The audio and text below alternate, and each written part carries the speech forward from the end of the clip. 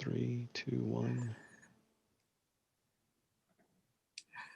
All right, you bad mammer jammers. I think I think we're live now. And if we're not, whatevs. And that's right. And this is the usual suspects. We're gonna have a bunch of people reading. And thanks for joining if you're here. Bye. The lonely sound of a buoy bell in the distance, water slopping against a smooth, flat surface in rhythm. Suddenly, a single match ignites. A plume of yellow-white flame flares and illuminates the battered face of Dean Keaton, age 40. Her face drips with sweat. A large cut runs down the length of her face from the corner of her eye to her chin. It bleeds freely. An unlit cigarette hangs in the corner of her mouth. She is on the deck of a large boat. She sits with her back against the front bulkhead of the wheelhouse. A thin trail of liquid runs past her feet off into the darkness. Keaton lights the cigarette on the burning pack of matches before throwing them into the liquid. The liquid ignites with a poof. The flame runs up the stream, gaining in speed and intensity. It begins to ripple and rumble as it runs down the deck toward the stern. A stack of oil drums rests on the stern. One of the barrels has been punctured at its base. Gasoline trickles freely from the hole. The flame is racing now towards the barrels. Keaton smiles weakly to herself. The flame is within a few yards of the barrels when another stream of liquid splashes onto the gas. The flame fizzles out pitifully with a hiss. 2 feet straddle the flame. A stream of urine flows onto the deck from between them. An unknown woman pulls a pack of cigarettes out of one pocket and a strange antique lighter from the other. Keaton looks up at the woman. A look of realization crosses her face. It is followed by frustration, anger, and finally, resignation. How are you, Keaton? I'd have to say my spine was broken. Kaiser. The woman puts the lighter back in her pocket and reaches under her jacket. She produces a stainless .38 revolver. Ready? What time is it? 12:30. Keaton grimaces bitterly and nods. The hand with the gun waits long enough for Keaton to enjoy her last drag before pulling the trigger. Gunshot. The sound of the gasoline igniting. The flame runs in front of us towards the barrels, finally leaping up in a circle around the drums, burning the wood of the pallet and licking the spouting stream as it pours from the hole. The pier to which the boat is moored is littered with dead bodies. 20 or more people have been shot to pieces and lie scattered everywhere in what can only be the aftermath of a fierce firefight. Sirens come close now, almost here, the sound of fire raging out of control. Suddenly, an explosion, then silence, total blackness. New York, 6 weeks ago. A truck loaded with stripped gun parts got jacked outside of Queens. The driver didn't see anybody, but somebody fucked up. He heard a voice. Sometimes that's all you need. Boom. Dark apartment, New York, 6 weeks prior to present day. Women in hoods with flashlights. They are laden with weapons. Police, search warrant, don't move. Beams of flashlights cut the darkness in all directions. A dozen flashlights land on one woman, naked in a bed, merging from a deep sleep. She squints at the flood of blinding white light, more annoyed than frightened. She nearly laughs at the sound of countless guns cocking. It's McManus, age 28. Mr. McManus? Yeah. Police, we have a warrant for your arrest.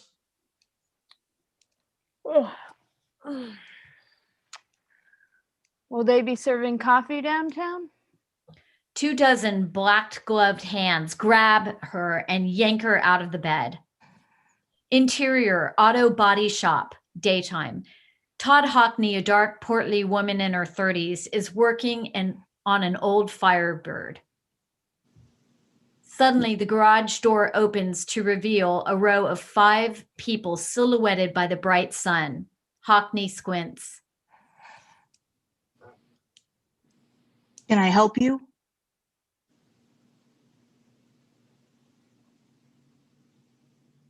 Todd Hockney? Hockney reaches for something just inside the door of the Firebird. Who are you? All 6 men instantly produce guns and aim them at Hockney. Police!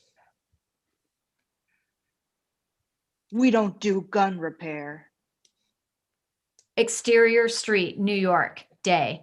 Fred Fenster, a tall, thin woman in her 30s, strolls casually down the street, dressed conspicuously. He is dressed conspicuously in a loud suit and tie with shoes that have no hope of matching. He smokes a cigarette and chews gum at the same time. He happens to glance over his shoulder to notice a brown Ford sedan with 4 people in it cruising along the curb. He picks up his step a little. The Ford keeps up. He tries to look as comfortable as he can. The Ford stays right on him. Suddenly, he bolts. He gets no more than a few yards before the cars pour out of every conceivable nook and cranny. Brakes are squealing, radio squawking, guns cocking. Fenster is surrounded instantly. He stops short and flaps his hands on his thighs in defeat. Interior, Modino's restaurant, day. Dean Keaton, a well-dressed, sturdy-looking woman in her 40s with slightly graying hair, looks much better than she did in the opening scene. The woman with her is Edie Finnerman, a 33-aged, poised, and attractive woman. They come down a dark room. Edie takes Keaton's arm and stops her. Let me look at you. Now remember, this is another kind of business. They don't earn your respect. You owe it to them. Don't stare them down, but don't look away either. Confidence. They're fools not to trust you. That's the attitude. I'm having a stroke. You've come far. You're a good woman. I love you. Live with it. She kisses her and runs down the steps. Interior restaurant downstairs. They come to the bottom of the steps, giggling and jabbing each other. They assume a cool, professional exterior and walk 2 feet apart. They walk across the dimly lit dining room where 2 people are already waiting. Miss Fortier, age 35, and Ms. Renault, age 60. Both are impeccably dressed with a distinguished air. Edie, nice to see you. Sorry we're late. Nonsense. Sit, please. You must be Mr. Keaton. I'm sorry, Dean Keaton Renault's hand is already out. Monsieur Renault, a pleasure. How do you do? Monsieur Fortier, so nice to finally meet you. Everyone sits at the table. All faces are smiling. Edie's hand reaches out and finds Keaton's leg. Her hand runs up the thigh and squeezes firmly. Her face is absolutely calm, giving no hint of what her hand is doing. Keaton smiles and clears her throat. Modino's restaurant. Special Agent Kuyan, U.S. Customs, 30-ish, dark-haired, and determined.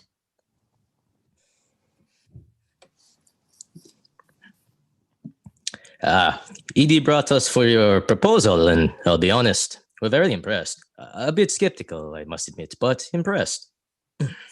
Skeptical. We find the concept brilliant, but New York is difficult for new restaurants. How can we be certain that our money will be returned in the long run? It's simple. Design, versatility, a restaurant that can change with taste without losing overall aesthetic. Our atmosphere won't be painted on the walls. Yes, this was part of the proposal that intrigued us, but I'm not sure I follow. Let's say, for example, This I had to see for myself. Keaton looks up. She sees David Kuyan. Behind her are the very serious looking people in suits. Keaton is not happy to see them.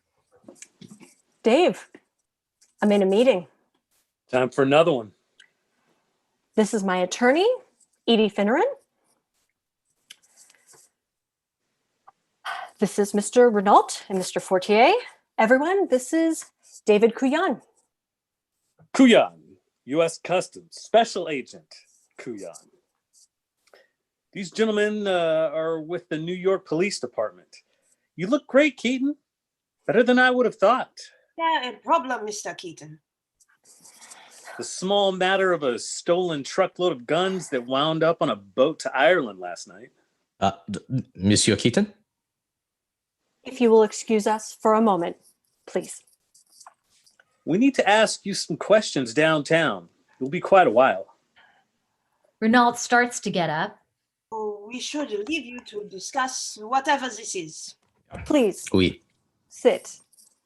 Keaton stands up and throws a wad of money on the table to cover the check. Looks at Edie. She moves to stand, but sits back down with a hand on her shoulder. Enjoy the meal. I'll call you. Kuyan takes him by the arm, but Keaton yanks away. She looks over the dozens of other faces in the restaurant. Everyone is looking at them with some level of surprise.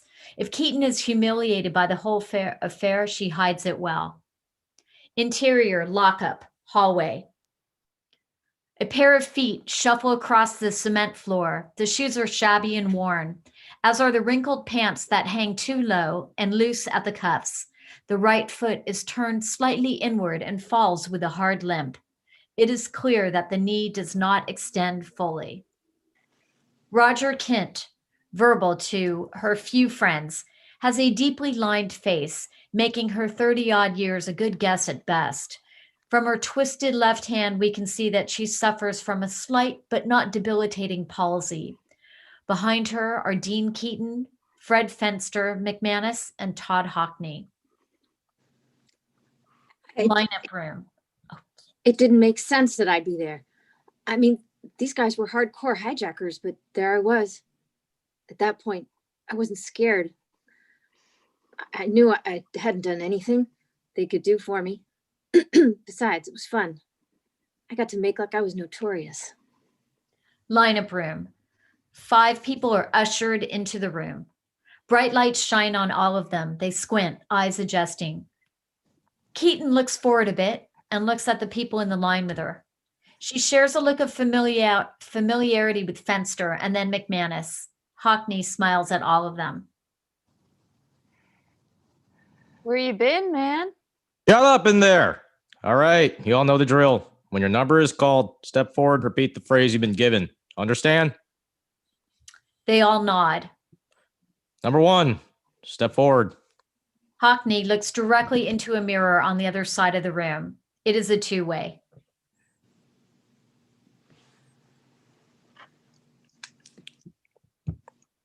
Hand me the keys, you fucking cocksucker. Thank you. Number 2, step forward. She mocks criminal intensity, pointing at the mirror. Give me the keys, you motherfucking cocksucking pile of shit, or I'll rip off your head. Okay, knock it off. Knock it off.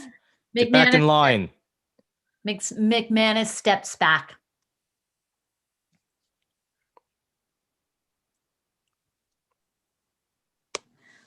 I was bullshit. The whole rap was a setup. Everything's the cops' fault. You don't put guys like that in a room together. Who knows what can happen? Interior, interrogation room, night.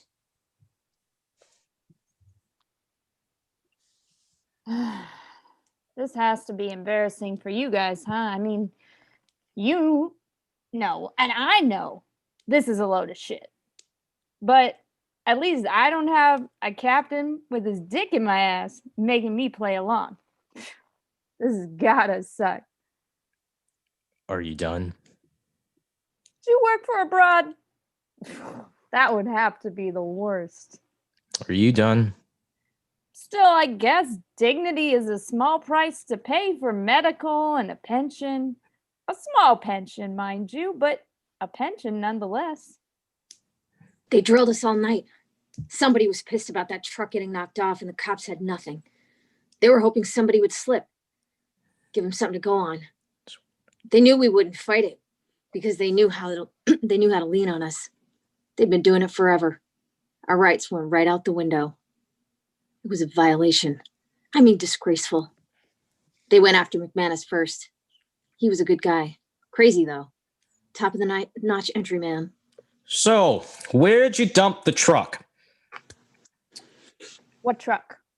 The truck with the guns, fucko. Oh, you kill me. You really do. Where's my phone call? Right here. Suck it out. Ah, clever guy. You want to know what your buddy Fenster told us? Do I look stupid enough to fall for that? Jesus Christ. Beat me if you gotta, but no more of the Candyland tactics, man. Where's the fucking truck? Interrogation room. Now Fenster is in the seat. He sweats profusely. I'm gonna call my lawyer. I don't know about any truck. I wasn't connected all night on Friday. Well, that's not what McManus said. Who? McManus. He told us another story altogether. Was it the one about the hooker with the century on West Fair? He never mentioned money until I came. What the fuck? Beef fooled us. He told us about the truck. To be honest, it was more like a mobile home. She had a lot of money. Who took the guns off your hands? Yeah, we're talking about the same thing. I'm losing my fucking patience. I really am. Fenster always worked with McManus. He was a real tight ass, but when it came to the job, he was right on. Smart guy. A gopher. Got whatever you needed for next to nothing.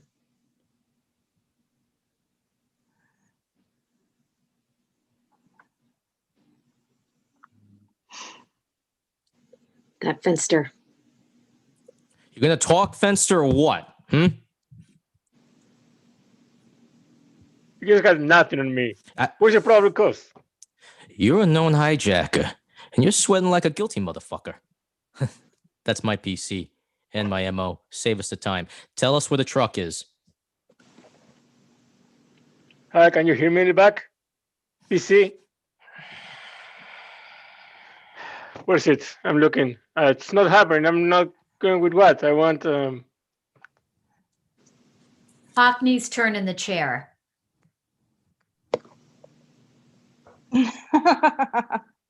My lawyer. I'll have your bad cocksucker. I know you. You don't think I know you're on the take. This whole fucking precinct is dirty. You don't have a fucking leg to stand on. Hockney was just a bad bastard. Good with explosives. Mean as a snake when it mattered. You think so? You think so, tough guy? Yeah, I can put you in Queens the day of the hijacking. I live in Queens. What the fuck is this? You come into my store and lock me up in front of my customers? What the hell is wrong with this country? Are you guys gonna charge me or what? You know what happens if you do another turn in the joint? I'll fuck your father in the shower. Charge, dickhead. Now Keaton sits in the chair. Keaton was the real prize for them, for obvious reasons. I'll charge you when I'm ready.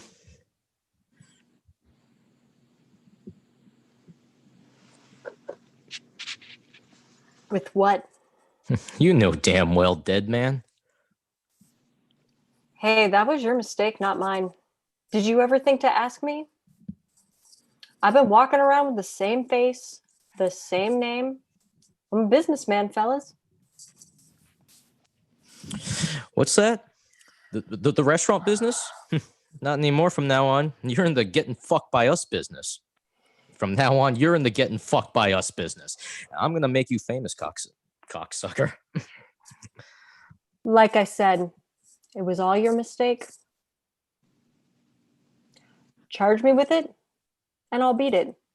Let's get back to the truck. A fist flies into the frame and connects with Keaton's jaw. Her head snaps back, blood flowing freely from her mouth.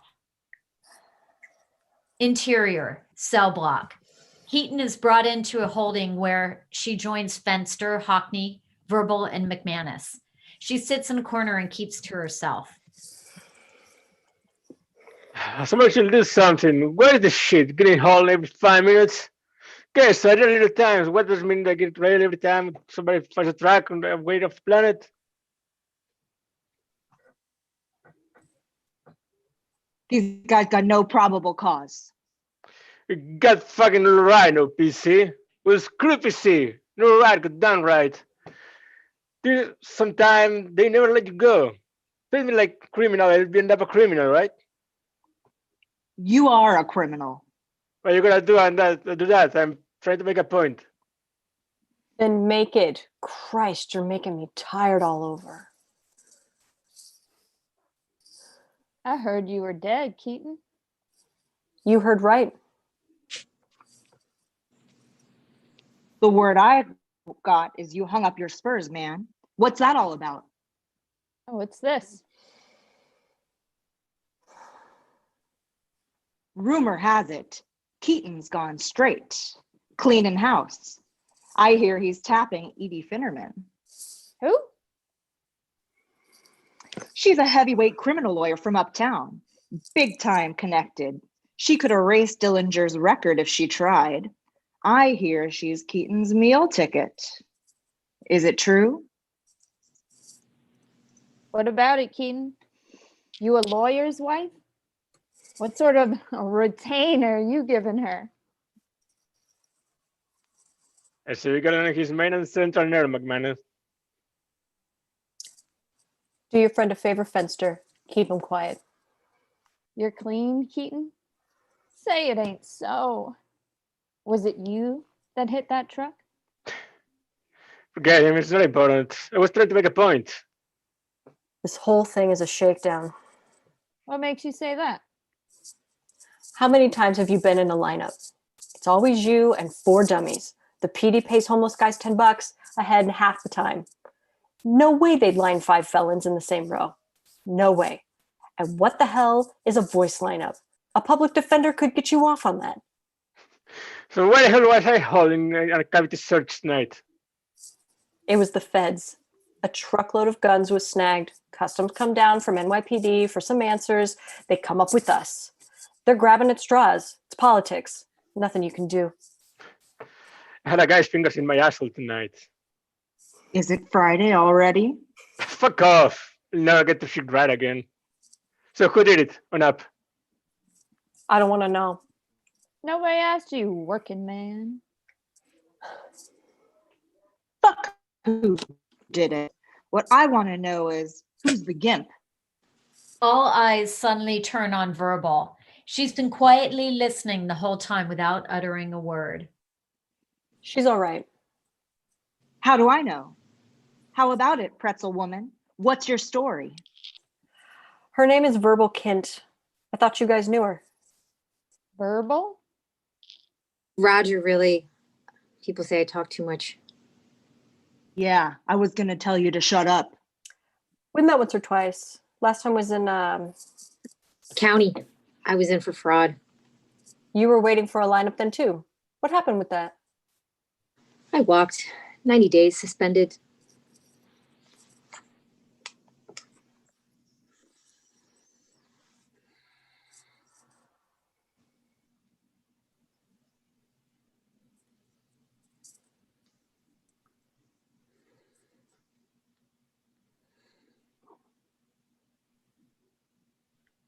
So you did it?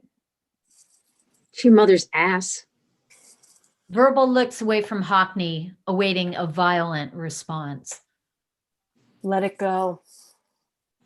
Verbal smiles at Keaton appreciatively.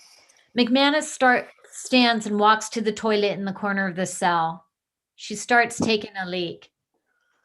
Look, we've all been out by this. I figure we owe it to ourselves to salvage a little dignity. Now, Fenster and I got wind of a possible job. Why don't you just calm down? What do you care what she says? Yeah, I'm just talking here, and Hockney seems to want to hear me out. I know Fenster's with me. How about you, gal? I'm interested, sure. There. So you see, I'm going to exercise my right to free assembly. McManus taps the bars of her cell. I'm not kidding. Shut your mouth. You're missing the point. No, you're missing the point. Shut up. I don't want to hear anything you have to say. I don't want to know about your job. Just don't let me hear you. I want nothing to do with any of you. I beg your pardon, but all of you can go to hell. Gene Keaton, gone the high road. What is the world coming to? McManus and Keaton stared at each other for a long and tense moment.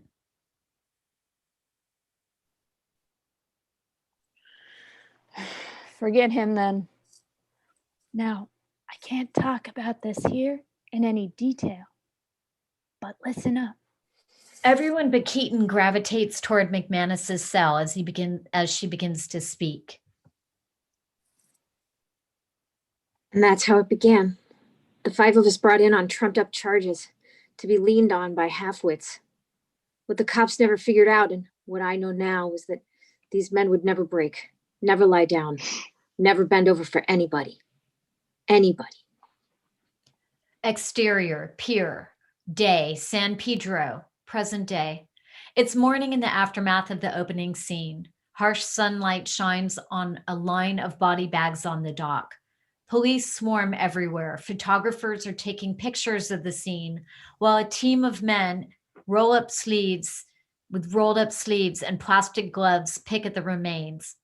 A fireboat operates a water cannon, dousing the smoldering remains of a burned out ship hull. Watching is Special Agent Jack Bear of the FBI. She is tall and fit, in her late 30s. She gazes out over the water thoughtfully. A uniformed cop trots up to her. Who are you? Bear holds up the badge without looking at the man. Agent Bear, FBI. How many dead? 15 so far. We're still pulling some bodies out of the water. Bear eyes the corpses on the dock, burned beyond recognition. You looking for anyone in particular? Bear looks at the cop for the first time, unamused. I don't want any of the bodies taken away until I've had a chance to go over this. Understood? I have to clear the scene. I got word direct from the chief. Yes, the chief. Spooky stuff. Any survivors? 2. There's a guy in county hospital, but he's in a coma. The DA has the other guy, Cripple, from New York, I think. Listen, the chief said... Excuse me. Bear walks away from the cop, ignoring him completely. He wanders through the carnage on the pier. Ocean, a half-mile out from the pier. An object floats into view a few feet away, bobbing in the water. It is a dead body, a man face down wearing a checkered bathrobe. He drifts quietly toward the open ocean. Interior hearing room, day, LA, present. Verbal Kent sits in a chair in front of a microphone attached to a tape recorder, her brow beaded with sweat. On the wall behind her is the seal of the state of California. She is cleaner, better kept in a well-cut suit and neatly trimmed hair. She looks older than she did in New York, worn down.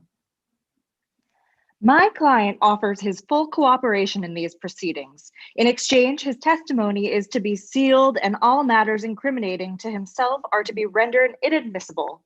The district attorney's office will comply, provided that No provisions, nothing. My client's testimony for his immunity. May I be frank, counselor? I suspect your political power as much as I respect it. I don't know why Mr. Kent has so many faceless allies in City Hall, and I don't care. The embarrassment he helped cause the city of New York will not happen here. Immunity. Counselor, I will prosecute your client. Then prosecute. I will be very impressed to see if the district attorney manages to bring in 27 simultaneous counts of murder against one man with cerebral palsy. I would think a man with your job would agree with these alleged faceless people in City Hall you mention. One would think the council is veiling a threat.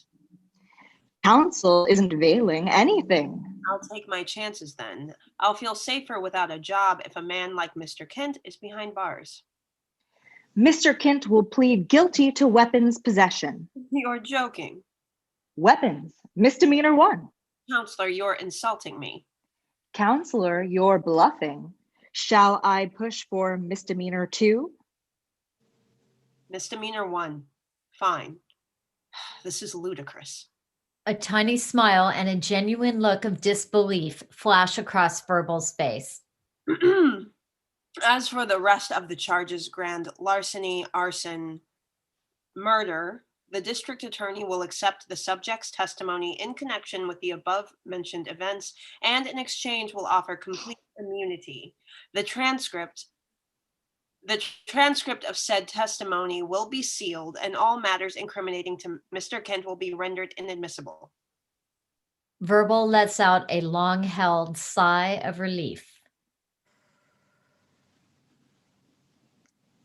Interior Police Station, hallway, day. David Kuyan is walking away beside Sergeant Rabin, a dark and weathered-looking man in his late 30s. They move up a staircase into the heart of police headquarters. What do you mean I can't see him? The DA came down here last night ready to arraign before they could even move him to county. Kent's lawyer comes in, and 5 minutes later, the DA comes out looking like he'd been bitch slapped by the boogeyman. They took her statement and cut her a deal. Did they change her? Did they charge her with anything? Weapons, misdemeanor 2. What the fuck is that? Ruben motions for Kuyan to lower his voice. They are walking through a bullpen where a number of other police are working within earshot. Hey, look, I give the DA credit for getting that much to stick. This whole thing has turned political. The mayor was here. The chief, the governor called this morning. All of them, for Christ's sake, this guy is protected from up on high by the Prince of fucking Darkness. When does she post bail? 2 hours, tops. I want to see her.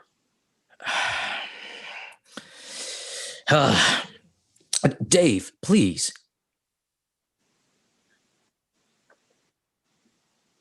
Raven's office can only be described as a disaster area. The desk is cluttered with weeks, perhaps months, or even years of paperwork. Above his desk is a bulletin board. It is a breathtaking catastrophe of papers, wanted posters, rap sheets, memos, and post-its. A system so cryptic, he himself is most likely baffled by it. Look, even if I was to let you talk to her, he won't talk to you, or she won't talk to you.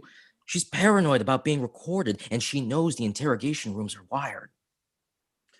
This won't be an interrogation, just a friendly chat to kill time. She won't go into the interrogation room. Someplace else then. Where? Kuyan looks around Raven's messy office. Oh, no. If it was a dope deal, where's the dope? If it was a hit, who called it in? And I am sure you have a host of wild theories to answer these questions. Huh? You know damn well what I think. That's crazy. That's crazy, Dave. And it doesn't matter. He has total immunity and his story checks out.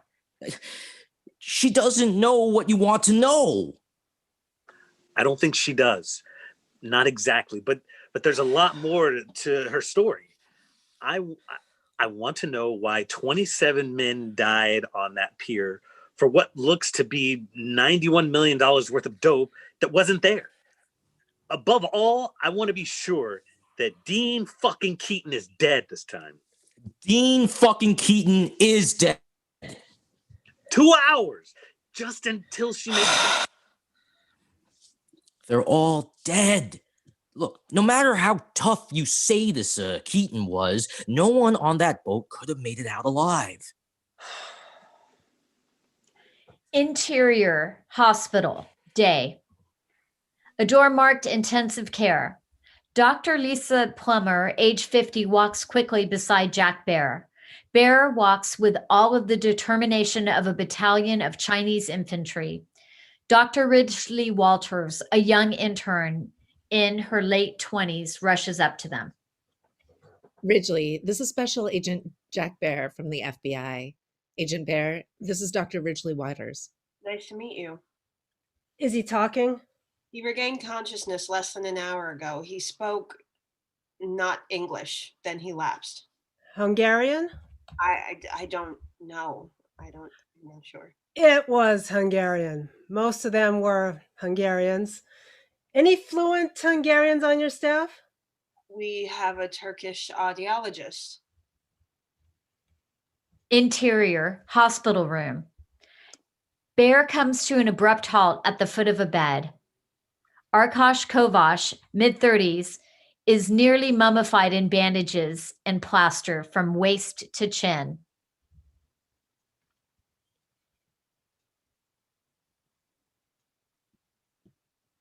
Are you the police? I need the police. He'll find out I'm here and he'll kill me. I need the police. I'll tell them anything they want to know, please. I'm going to be killed. Will he die? There's a chance. Bear walks over to Kovash, looks closely at her battered and scalded face. Find someone who understands me, you idiot. I'm going to be killed. You'll all be killed. If he has to do it, help me, God. They're all stupid. Get someone who understands me or we're all going to die. Bear pulls out a cellular phone. Call hospital security. Put a man on the door until the police get here. Why are you just standing there, you idiot? I'm not speaking English, am I? Wouldn't it make sense to find someone who could talk to me so you could find the person that set me on fire, perhaps? He is the devil. You've never seen anyone like Kaiser Sose in all your miserable life, you idiot. Kaiser Sose. Do you at least understand that? Kaiser Sose, the devil himself. Or are you American policemen so stupid that you haven't even heard of him? Kaiser Sose, you ridiculous man. Kaiser Sose. Ridgely runs out of the room. Kovash babbles louder and louder, trying to get Bear's attention. Is he? Yes. Joel, it's Bear. I'm down at LA County. The guy they pulled out of the harbor is Arkash Kovash. Yes, I'm sure. No, she's all fucked up. What? I can't hear you. Shut up, Huga. I'm on the phone. Yes. No, not until I put someone on him. Listen, I need you to send someone down here that can speak Hungarian. She's awake and talking like a Thai hooker. How should I know? Get me someone who can talk to her. Bear is suddenly distracted by something Kovash has said. She has spouted two words that have gotten Bear's attention. Kovash realizes Bear is listening and says the two words again. Kaiser Sose. What? She waves her hand, gesturing for Kovash to say it again. Kaiser Sose. No shit. Joel, call Dan Mentizer over at county. Yeah. No. Justice, yeah. And find Dave Kujan from Customs. Interior hallway, police station. Verbal's seated in Rabin's office smoking a cigarette. Kuyan and Rabin sit down across from Verbal. Verbal, you know we're trying to help you. Sure, and I appreciate that. And I want to help you, Agent Kuyan. I like cops. You know, I would have liked to have been a cop, fed myself, but my CP and all. So... Verbal, I know you know something. I know you're not telling everything. I told the DA everything I know. Interior workshop. Rabin stands over Lewis, a messy-looking technician. He adjusts several dials on a receiver until the voices of Kuyan and Verbal come clearly through a tinny speaker on the wall. I know you like Keaton. I know you think he was a good woman. She was a good woman. I know she was good. She was a corrupt cop, Verbal. Sure, 15 years ago, but she was a good thief. Anyway, the cops wouldn't let her go legit. Keaton was a piece of shit. Are you trying to get a rise out of me, Agent Kuyan? I just want to hear the story. It's right here. She taps a finger on the stack of paper that Kuyan brought in. Kuyan picks it up and thumbs through it. According to your statement, you're a short con operator, run-of-the-mill, seems everything you do, you learn from somebody else. That's been suppressed. Anything in there is inadmissible. Oh, I know. Sweet deal you have. Total immunity. Well, I do have that weapons charge. I'm looking at 6 whole months, hard time. You know a dealer named Ruby Deemer, Verbal? You know a religious guy named John Paul? You know Ruby's in Attica? He didn't have my lawyer. I know Ruby. She's very big on respect. Likes me very much. Verbal sees this getting to something. Her smile fades. Now, I know your testimony was sealed. Ruby is well connected. She still has people running errands for her. What do you think she'd say if she found out you dropped her name to the DA? There's nothing in there about Ruby.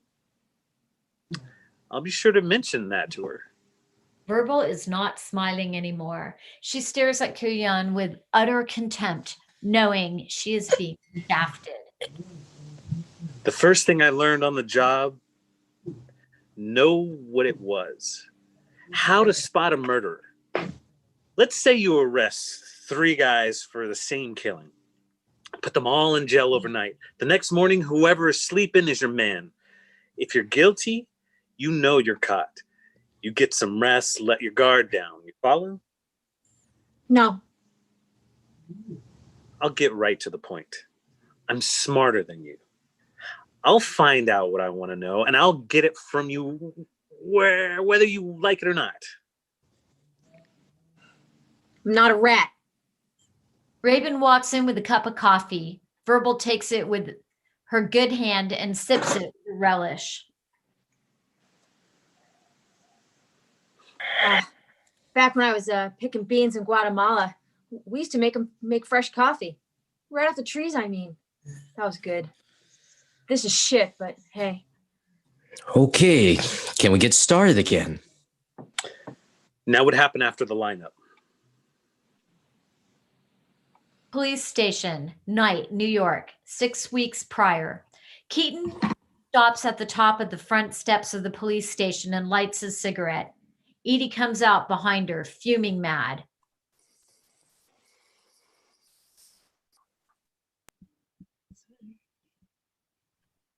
And the desk sergeant is actually trying to tell me he can't release you.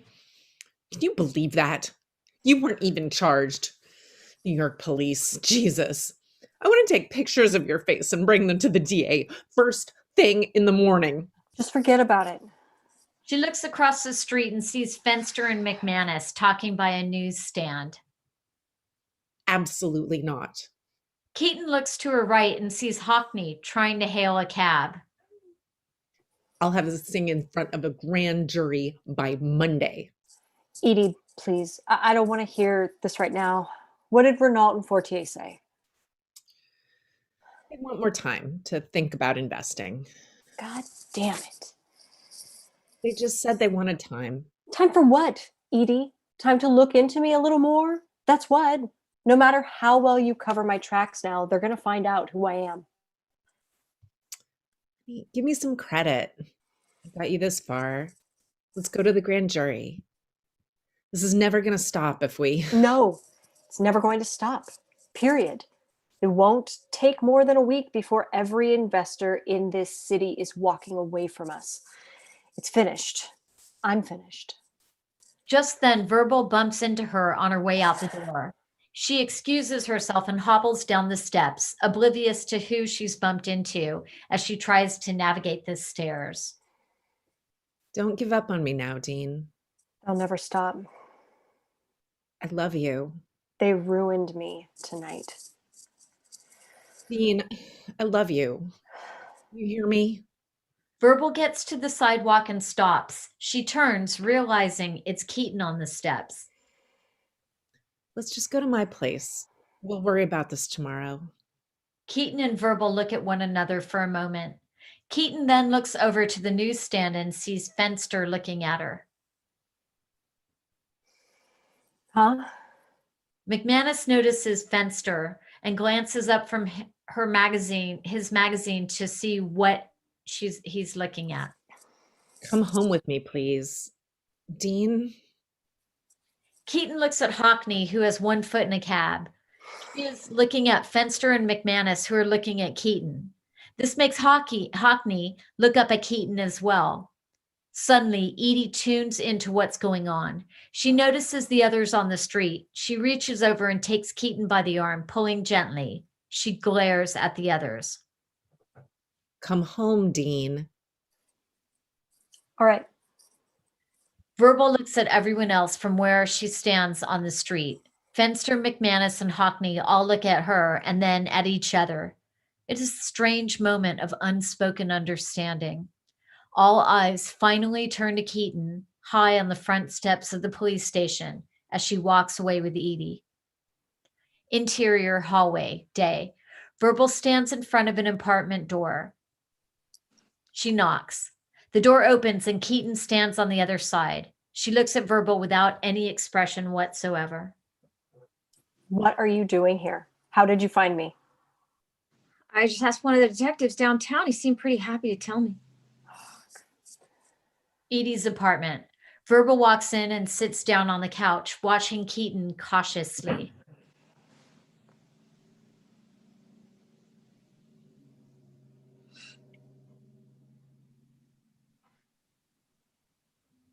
Edie speaks. Edie turns her thing on. Dean, who was at the... How do you do? Roger, this is Edie Finneran. Edie, this is Roger Kent. He was at the... I know who he is. I hope I didn't disturb you. I hope so too, Mr. Kent. Can I get you something to drink? A glass of water would be nice. What the hell do you want? I wanted to talk to you. The other guys. I did you a favor by standing up for you last night, but don't think we're friends. I'm sorry, but I have other things going on. They're going to do a job. $3 million, maybe more. Keaton is speechless.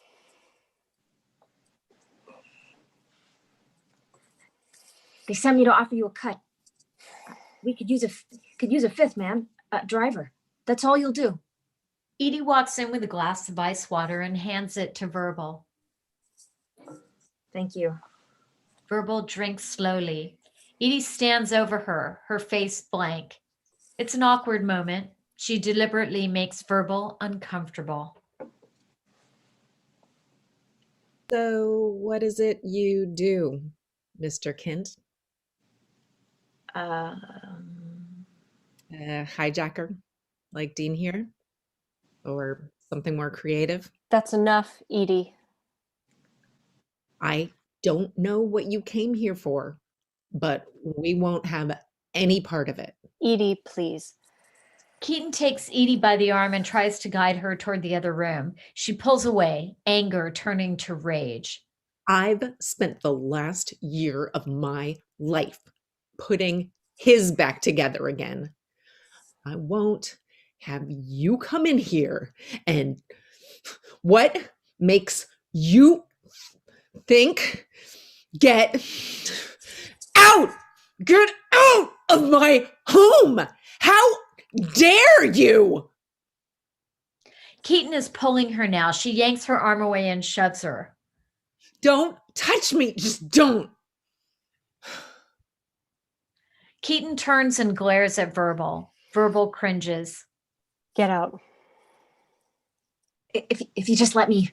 Suddenly, Keaton lunges. She grabs Verbal by the lapels and lifts her off the couch, moving her effortlessly across the room and slamming her into the wall next to the front door.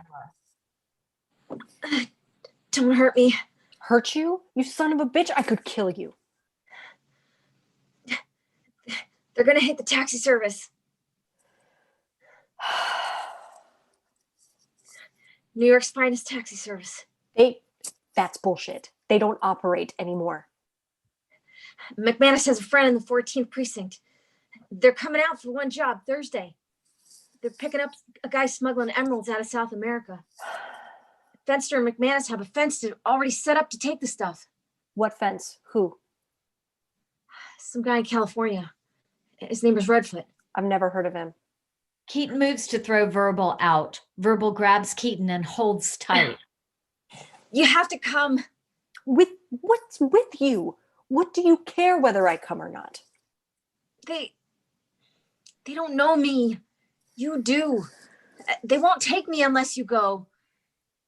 Look at me. I need this. Tough break. Don't tell me you don't need this. Is this your place? Keaton is unable to answer. They're never going to stop with us. You know that. This way we hit the cops where it hurts and get well in the meantime. Keaton lets Verbal go and steps back, thinking. As clean as you could ever get. They'll never let you go now. I'm not knocking you. You look like you got a good thing going here. This lawyer. Keaton punches Verbal in the stomach and drops her to one knee. Watch your mouth. Okay. You say it's the real thing. That's cool. Keaton reaches for Verbal. Verbal flinches. Keaton gently helps her up and guides her to the couch. Keaton reaches for a pack of cigarettes and lights one for each of them. I apologize.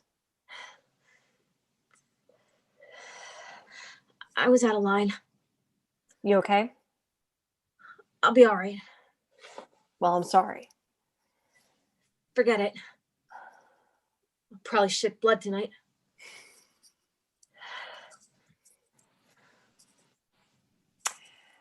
How are they going to do it?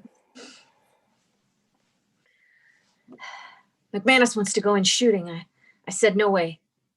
Fenster and Hockney? They're pretty pissed off. They'll do anything. No, I got a way to do it without killing anyone. But like I said, they won't let me in without you. 3 million? Maybe more. No killing. Not if we do it my way. I swore I'd live above myself. Exterior, Kennedy Airport, day. New York's finest taxi service was not your normal taxi service. It was a ring of corrupt cops in the NYPD that ran a high-profit racket, driving smugglers and drug dealers all over the city. For a few $100s a mile, you could get your own black and white and a police escort. They even had their own business cards. Oscar Whitehead, a tall, gray-haired man in his 50s, comes out of an international terminal in a white linen suit. He holds a large suitcase in his right hand. After a while, somebody started asking questions and the taxi service shut down.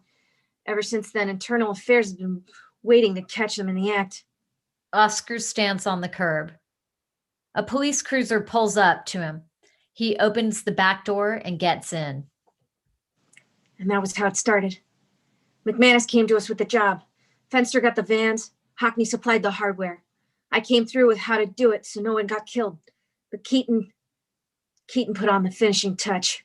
A little fuck you from the five of us to the NYPD. The car drives out of the airport. A van follows at a distance. Interior police car. Sergeant Jim Strauss, a meaty, imposing-looking man in his 40s, drives the car. Beside him is a thin, greasy-looking patrolman, Steve Reezy. They are two drivers from New York's finest taxi service. How was the flight?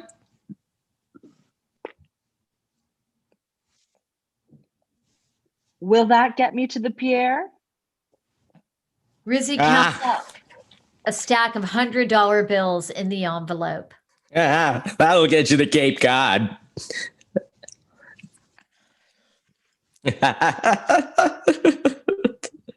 Exterior highway. The cruiser heads towards the heart of Manhattan. Interior of the police car. Strauss looks in the rearview mirror. The white minivan is flashing its high beams. What the? Look out! Strauss looks in front of him. A green minivan swerves in front of them out of nowhere. Strauss slams on the brakes and skids to a halt. The white minivan rams them from behind. Two more vans screech up on either side as the cruiser, boxing it in. The cruiser is surrounded on all sides. Shotgun barrels come out through the open window. He sees the driver of the van next to him holding the shotgun with one hand. A stocking is over the driver's head. Another person with a stocking on their head aims a submachine gun at him from inside. By the twisted right hand holding the front of the gun, we know it's verbal. Exterior street. The driver of the white van gets out with a gallon jug in one hand and a sledgehammer in the other.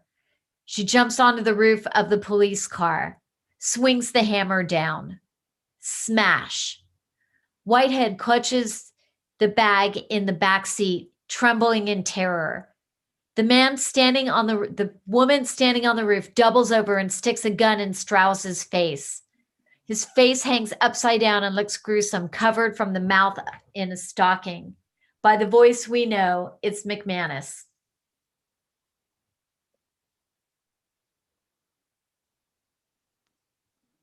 Give me the shit! Give it up! Oscar hands the suitcase up front and Strauss passes it to McManus. Front seat, we see Keaton at the wheel. Verbal is behind her, leaning on out the back window. Beneath Keaton's stocking mask, we see she's trembling and sweating, sickened by what she's doing. She glances up at the rearview mirror and looks at the scene outside. She looks down at the floor in shame, shaking her head. The money! The money! Let's have it! Rizzy hands the money through the remains of the windshield. McManus takes the money, stuffs it in her jacket, steps back and takes the cap off the gallon jug, quickly pours some of the liquid all over the roof of the car. Do you know who I am? A hand reaches into the driver's side window and rips Strauss's badge off his shirt.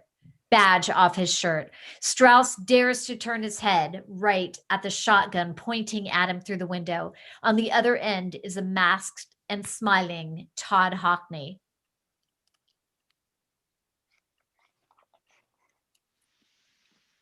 We do now, jerk off. McManus lights a pack of matches and drops them on the roof of the car, and she jumps off. The liquid ignites. The roof of the car is instantly in flames. Strauss and Rizzi attempt to bail out, but the vans are too close for them to open the doors. The vans pull away. Strauss and Rizzi escape from the car. Oscar is trapped inside, screaming. Strauss and Rizzi stop, each expecting the other to go let Oscar out. Exterior, street, later. Strauss and Rizzi are fielding questions from a dozen other cops. Photographers are everywhere. The papers got Keaton's call that day and were on the scene before the cops were. Strauss and Rizzi were indicted 3 days later. Within a few weeks, 50 more cops went down with them. It was beautiful. Everybody got it right in the ass, from the chief on down. Garage, night. Hockney, Fenster, McManus, and Verbal are all laughing in a secluded garage. Keaton sits by herself, watching the others, unable to join the festivities. The others sit around a cheap card table. It's covered with emeralds, dozens of them. Everyone is in awe.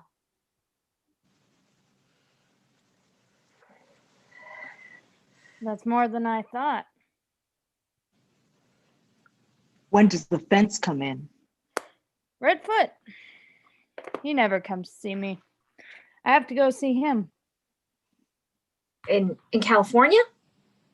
Yeah, that'll take a few days. Me and Fenster, Hold the fucking phone. You and Fenster? No. Guys, come on. I'm sure you can understand my hesitation. Who goes? We all go. How about it, Keaton? All eyes turn to Keaton. She comes out of her trance. We need to lay low for a while. Fine with me. Everyone looks at each other, their moment of distrust blowing over. All eyes drift back to the emeralds on the table. Hockney begins to snicker, then McManus, then Fenster. Verbal joins in at last. McManus grabs Verbal and hugs her, shaking her violently. My boy with the plan. Suddenly, everyone yells and pours beer over Verbal's head. She laughs and is drenched in white foam, nearly choking as the others chant her name. Oh, Verbal! Verbal! Keaton watches from across the room, trying to smile in vain. Law office, day. Keaton and Verbal sit side by side on a sofa. A sign on the door behind them reads, Montgomery and LaGuardia, attorneys at law. Gonna miss the flight. We'll make it. Don't do this. Send her a card or something. We'll make it.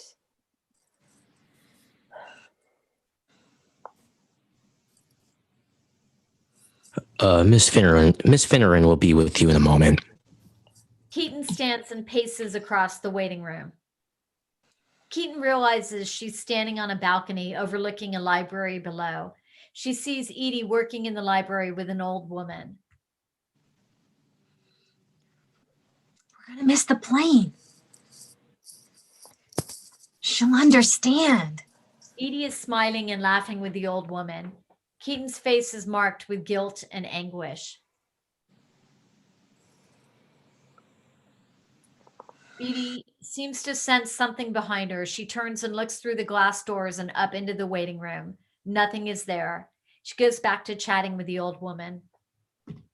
Rabin's office, day, LA, present.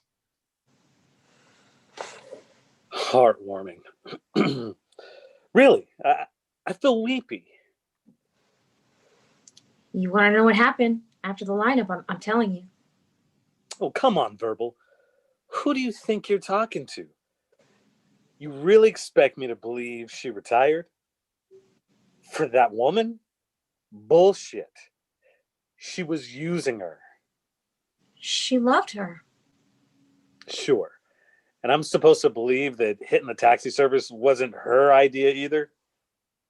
That was all Finster and McManus. Come on. Keaton was a cop for 4 years. Who else would know the taxi service better?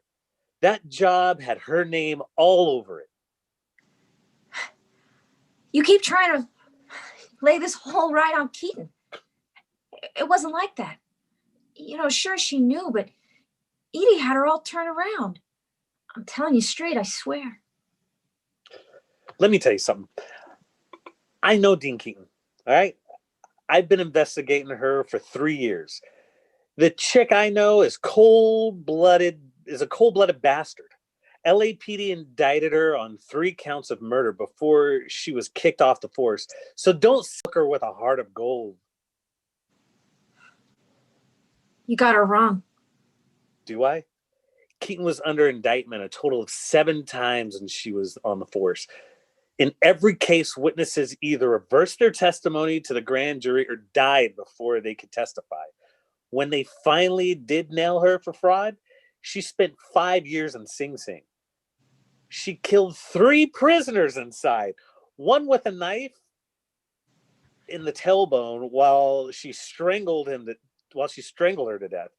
Of course, I can't prove this, but I can't prove the best part either.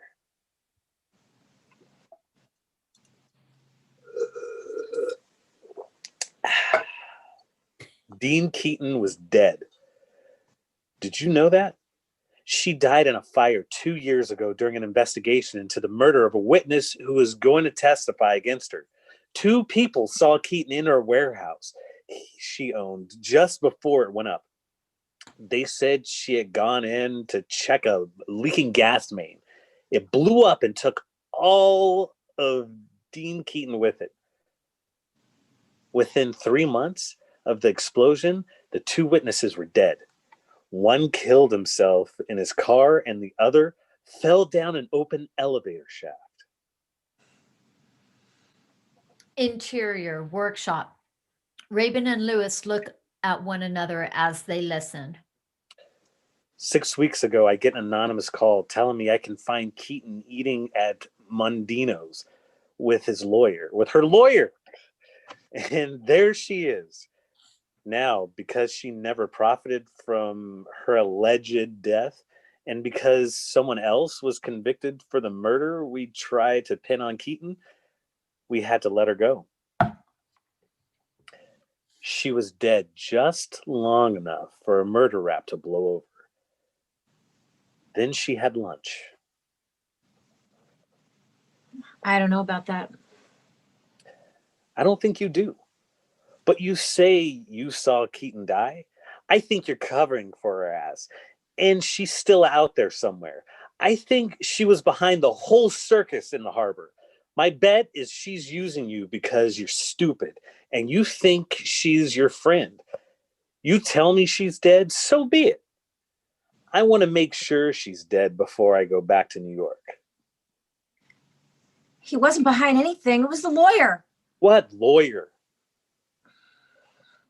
What lawyer, Verbal? Verbal stammers for a moment, looking around wildly. Back when I was in that barbershop quartet in Skokie, Illinois, I used to have I used to play an instrument there with that. You think I don't know you held out on the DA? What did you leave out of the testimony? I can be on the phone to Ruby Deemer in 10 minutes. The DA gave me immunity. Not for me, you piece of shit. There is no immunity for me. You atone with me or the world you live in becomes the hell you fear in the back of your tiny mind. Every criminal I have put in prison, every cop who owes me a favor, every creeping scumbag that works the street for a living will know the name of Verbal Kent. You'll be the lowest sort of rat, the prince of fucking snitches, the loudest cooing stool pigeon that has ever grabbed his ankles for the man. Now you talk to me, or that precious immunity they so fit to grant you won't be worth the fucking paper that the contract put out on you on your fucking light is printed on. Verbal looks at Kuan with utter contempt. There was a lawyer. Is he the one that killed Keaton? Kobayashi. No. But I'm sure Keaton's dead. Convince me. Tell me every last detail. Interior, hospital, day. Kovash's room is now filled with people. Jack Bear stands next to Daniel Metzheiser, a balding man in his 40s. Next to him is Dr. Plummer. Across from her is Ridgely Waiters. Sitting beside the bed is Tracy Fitzgerald, a casually dressed woman in her late 20s. She holds a 15 by 20 inch drawing pad on her lap. Police fill the hall. Lionel Bodie, a cop in his mid-20s, pushes his way in. Are you the translator?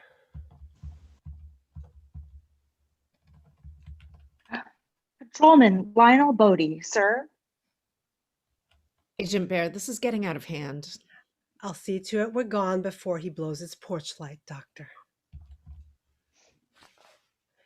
This is Tracy Fitzgerald. She's a composite sketch artist from County. Hi. I've got a noon meeting, Bear. Agent Bear, please. Everyone calm down. Ask this man about the shootout in the harbor. My name is Bodhi. How are you? Kovash smiles with relief when she hears her own language. Oh my. You're as stupid as that one, but at least I can talk to you. You'll be all right. He's from the FBI. He is here to help you. He wants to know what happened in the harbor. We were there to buy a man taken back to Hungary.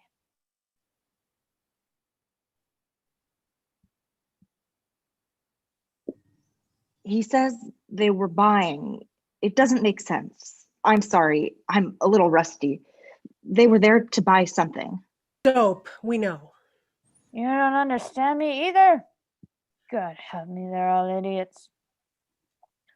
We were there to buy a man, you simple girl. A witness. I don't know his name. A witness who knew the devil. Not dope. Something else. Some what? He doesn't know what they were buying, but not dope. People. I'll tell you everything. I'll even say it slow enough for you to understand it. Just tell this man I want protection. Real protection. Your witness is whack, Bear. He says he'll tell us everything he knows if we protect him. Tell him fine. He said that is fine. Oh, no.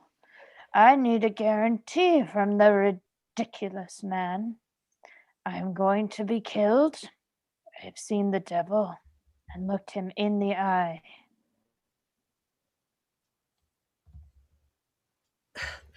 Tell him no to good. He needs guarantees. He says his life is in danger. He has seen the devil, looked him in the eye. Okay, I'll be on my way. Tell him to tell this man what he was telling me before. Who is the devil? Who did he see?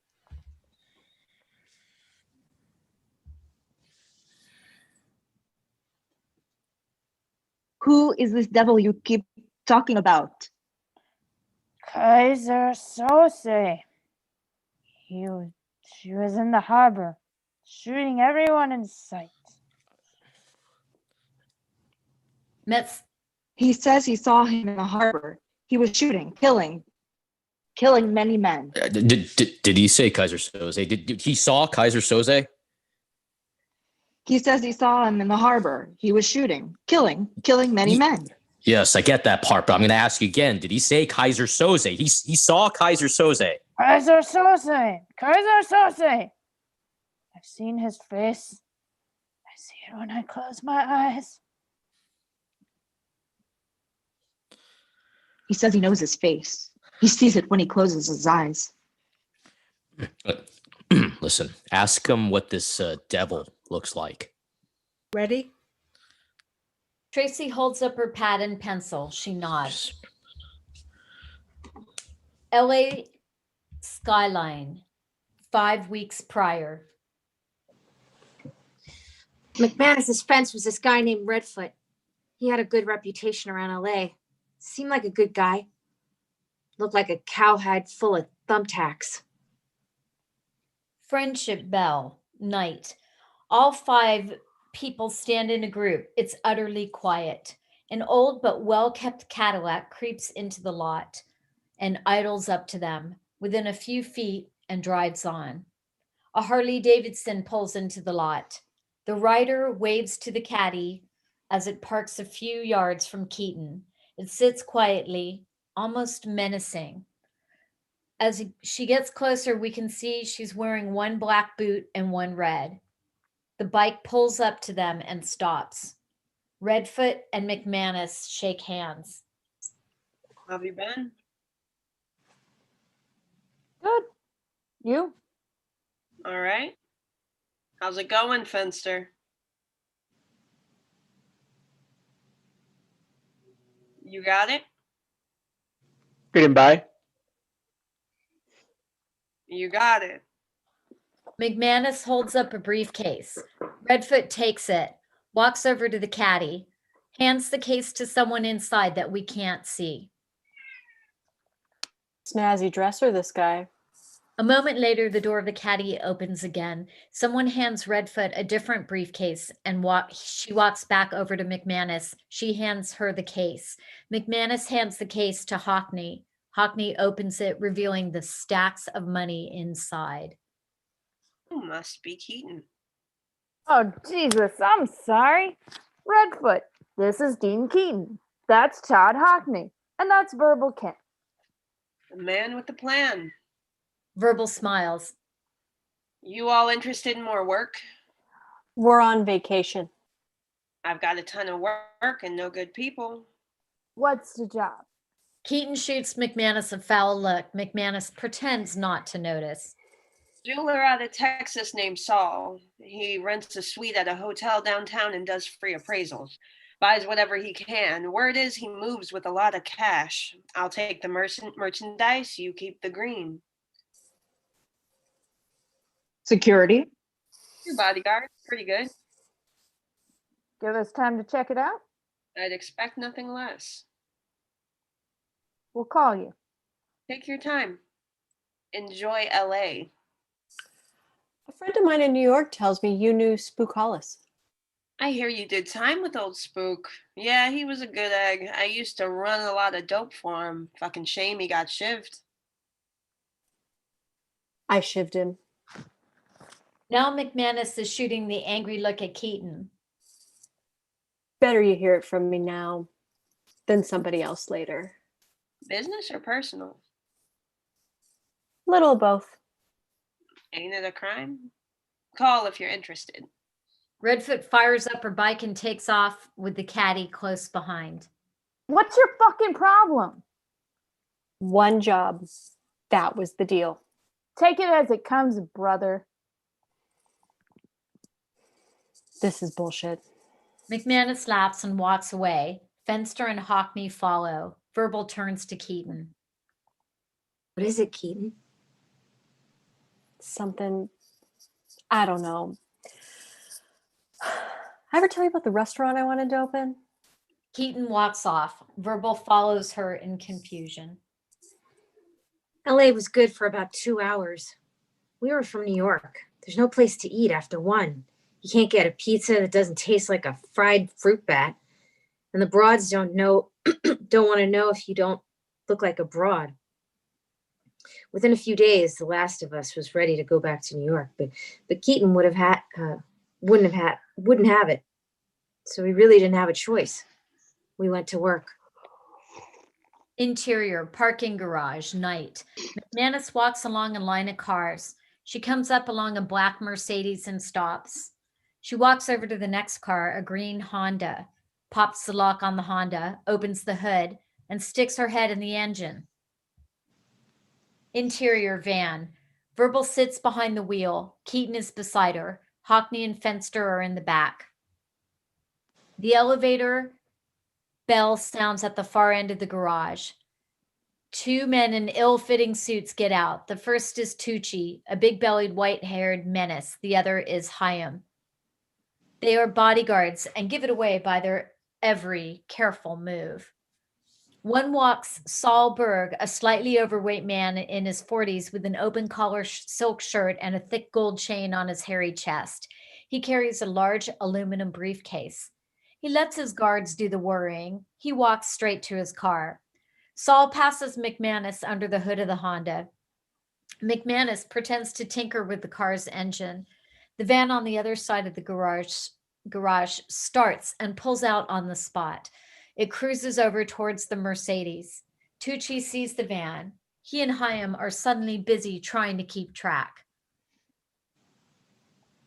Fenster and Hockney are walking towards them. They're sporting mustaches and sunglasses, each with loud plaid sports coats. Saul glances at Tucci and Chaim. Get in the car, Saul. Under the hood of the Honda, McManus pulls on a black ski mask. I get out of the car, and man, if this thing wasn't wrecked, and I see this broad in the back seat with nothing on. Saul gets in the car quickly, but calmly, as Fenster and Hockney laugh and talk louder. They look drunk, the desired effect. I'm laughing so hard, I can't breathe. Saul's reverse lights come on and begins to back out of the spot. And the fat guy comes out of the car with his pants on backwards and says, Suddenly, the van revs and screeches to a halt behind Saul's Mercedes, blocking him in. Hockney and Fenster drop the drunk act and snap to. They both pull out guns and start screaming. Don't move, you fuckers! Right there, freeze! McManus comes out from under the hood. Tucci and Chaim throw their hands in the air. Hockney and Fenster grab them and reach into their belts to get their guns. Keaton jumps out of the van and runs up to Saul's car, her face covered in a ski mask. She yanks on the door, but the handle is locked. Saul sits in terror behind the wheel. Keaton pulls out a pistol and smashes the window with it. Give me the case. Saul reaches over for the case. Keaton trains the gun on him. Suddenly, Saul comes up with a pistol and points it at Keaton. Keaton sidesteps and grabs his wrist. Tucci and Chaim seize the opportunity. Tucci grabs Hockney. Chaim grabs Fenster. The four people grapple for guns. Hockney and Fenster constantly fall in the line of fire. McManus walks around the four people, keeping a pistol trained on each of the guards. Boom. Both of McManus's guns go off like one shot. Tucci and Chaim collapse, each with a bullet in his head. The only sound is Saul grappling with Keaton for the gun. Keaton pushes down with all her weight. Saul's elbow breaks backwards on the doorframe. Screams in agony. The gun falls from his hand. All five look at each other for an impossibly long moment. The confusion is only aggravated by Saul's screaming. Slowly, Keaton raises her pistol and aims it at Saul. Her hand trembles. Her eyes squint to near slits. Her finger tenses and slacks off over and over again on the trigger. Boom. Verbal shoots Saul. Keaton looks at her in surprise. Verbal trembles more than she does. The garage is silent. What the hell? Bad day.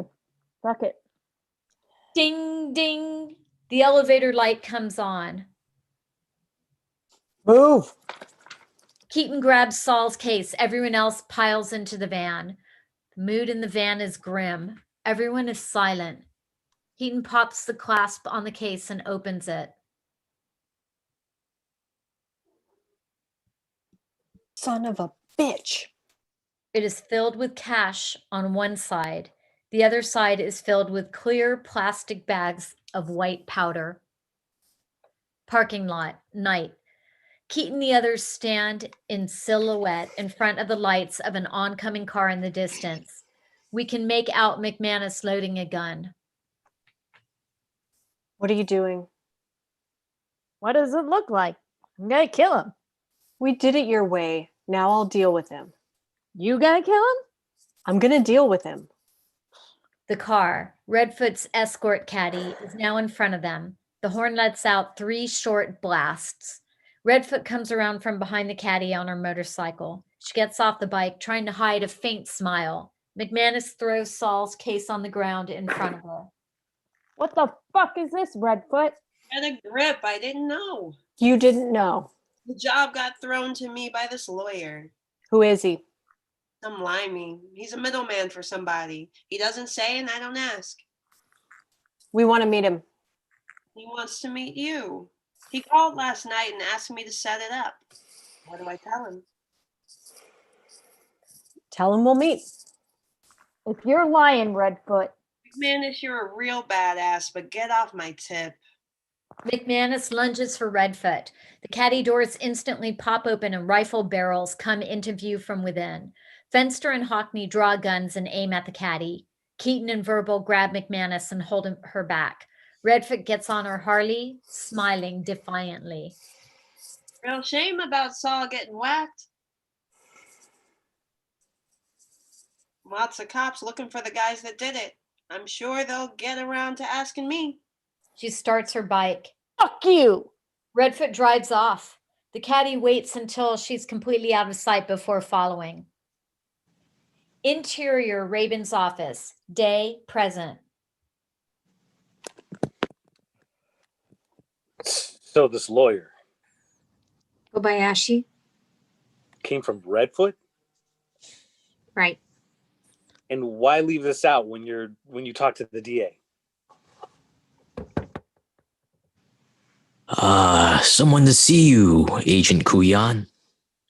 Kuyan steps into the hall, shutting the door behind him. Kuyan smiles instantly, recognizing the man standing with Rabin. Jack, what are you doing here? I've been looking all over. You still after that coke that walked out of the bloodbath in the harbor? Yeah? You can stop looking. There was no coke. I've been in LA County with a guy and they pulled out of a drain pipe in San Pedro yesterday after the shootout. He came to this morning and started talking. He was part of a Hungarian mob. They were there to do a bunch of goats deal from Argentina. He says it definitely was not a dope deal. There was $91 million. We know, but our man says no way on the dope.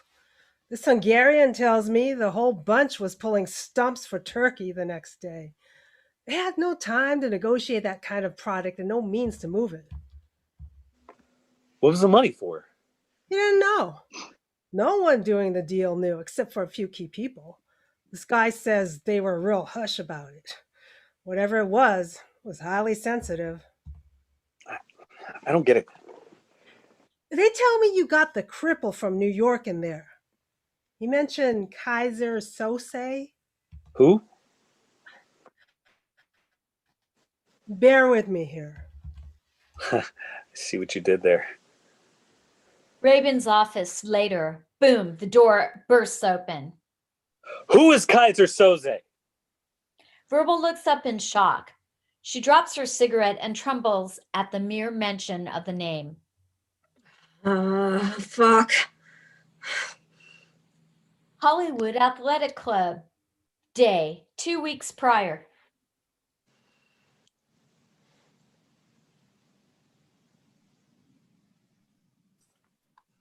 So I need to know if anyone can think of anybody, somebody with power, enough to possibly track us from New York?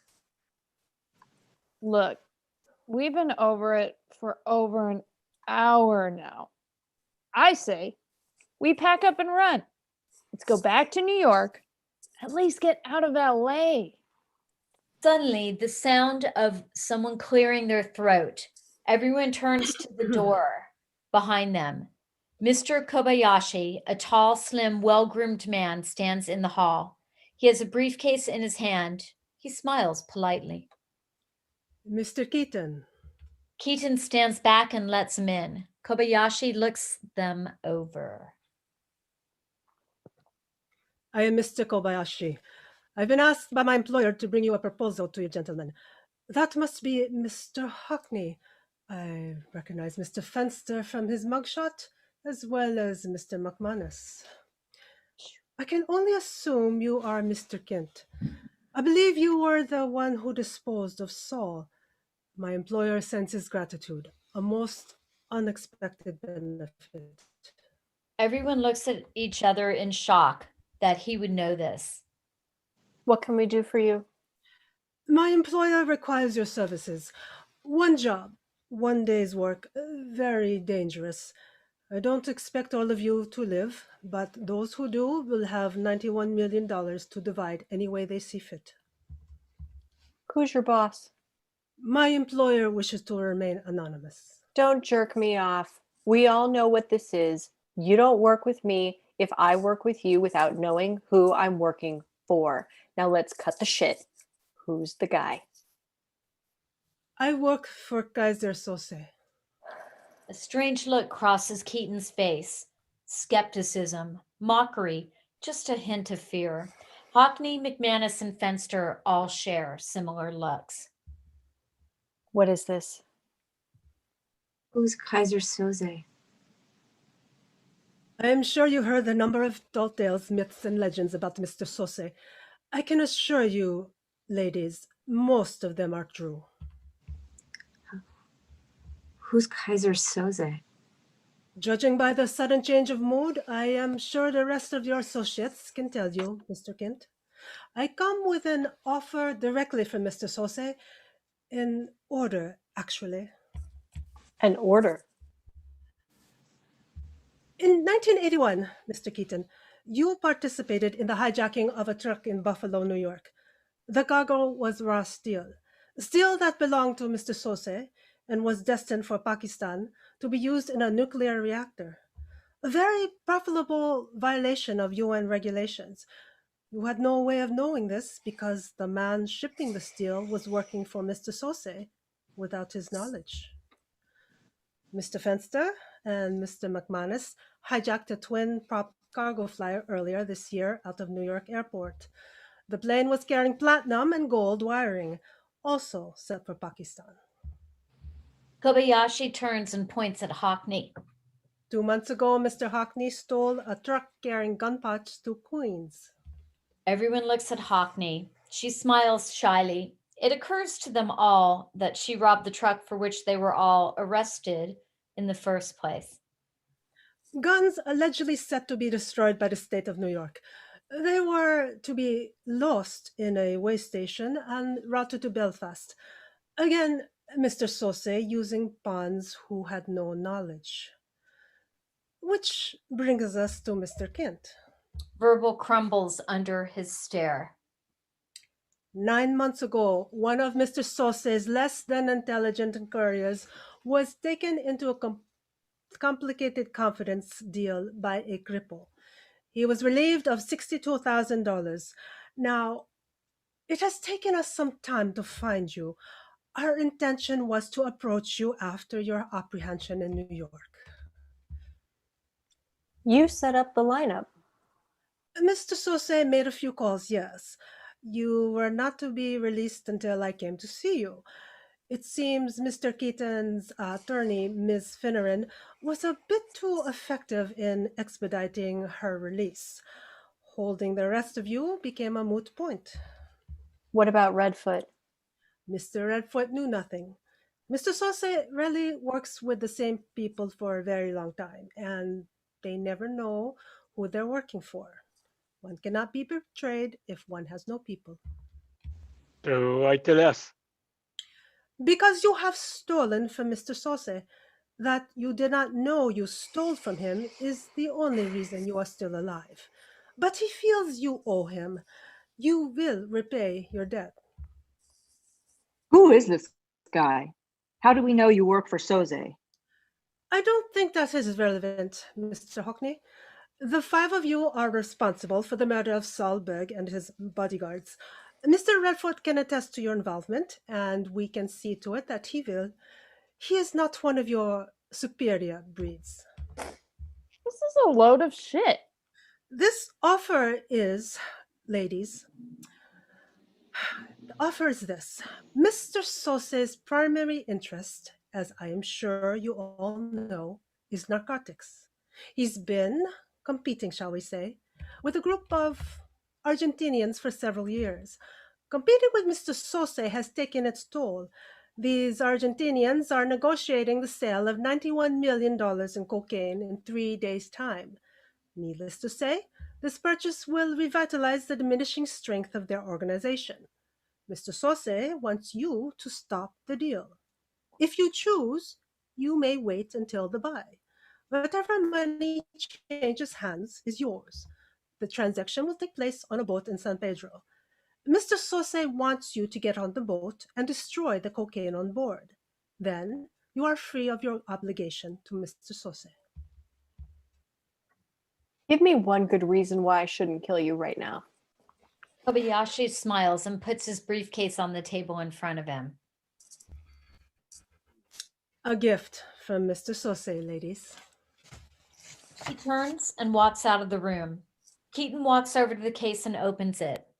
5 thick manila envelopes, each marked in bold black letters. Keaton, McManus, Hockney, Fenster, and Kent. Keaton pulls out a map underneath. Keaton hands each person her file. She opens the first, pulls out a thick stack of papers, and thumbs through them. Jesus Christ. Open them. Everyone opens their files.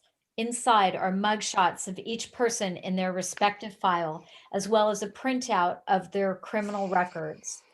But there is more. They know everything. This is my life in here. Everything I've done since I was 18. Everything I ever worked with and who I did time with. They fucking know everything. Keaton pulls out a large black and white photograph of herself and her lawyer, Edie Finnerman. They are laughing arm in arm by a fountain in New York. She hides the photo from the others. This is not right. I don't know. Who's that guy who used to talk about Sauce in New York?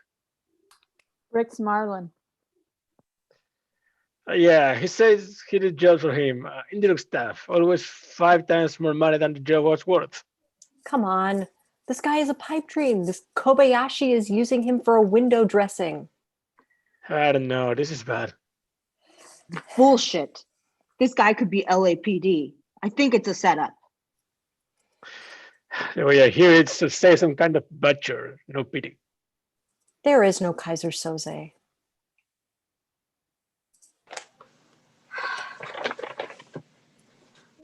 Who's Kaiser Soze? Raven's office. Day. Present. Kuyan leans into Verbal's face, hanging on her every word. He's supposed to be Turkish. Some say his father was German. Nobody believed he was real.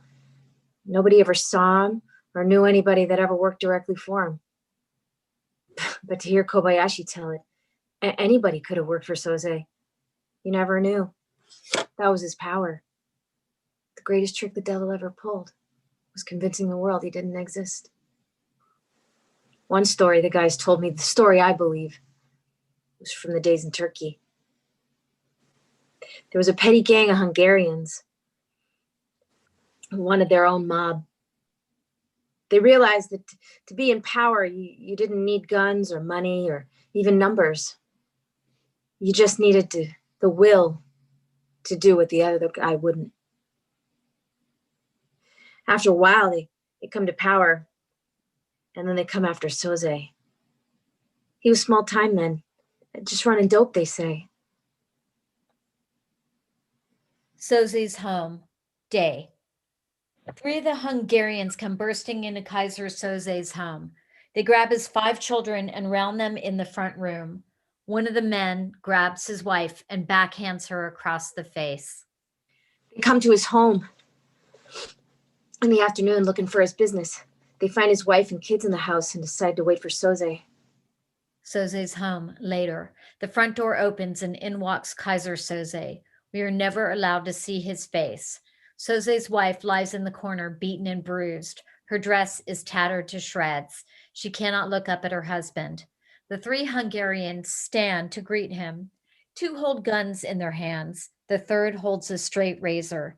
He grabs Soze's youngest boy and holds the razor to his throat. He comes home to his wife raped and his children screaming. The Hungarians knew Soze was tough, not to be trifled with, so they let him know they meant business. The Hungarian smiles. Soze's wife screams in horror. The Hungarians hold up a blood-soaked razor. Suddenly, he grabs another child, a little girl, no older than 6. They tell Soze they want his territory and all his business. Soze looks over at the faces of his family. Then he showed these men of will what will really was.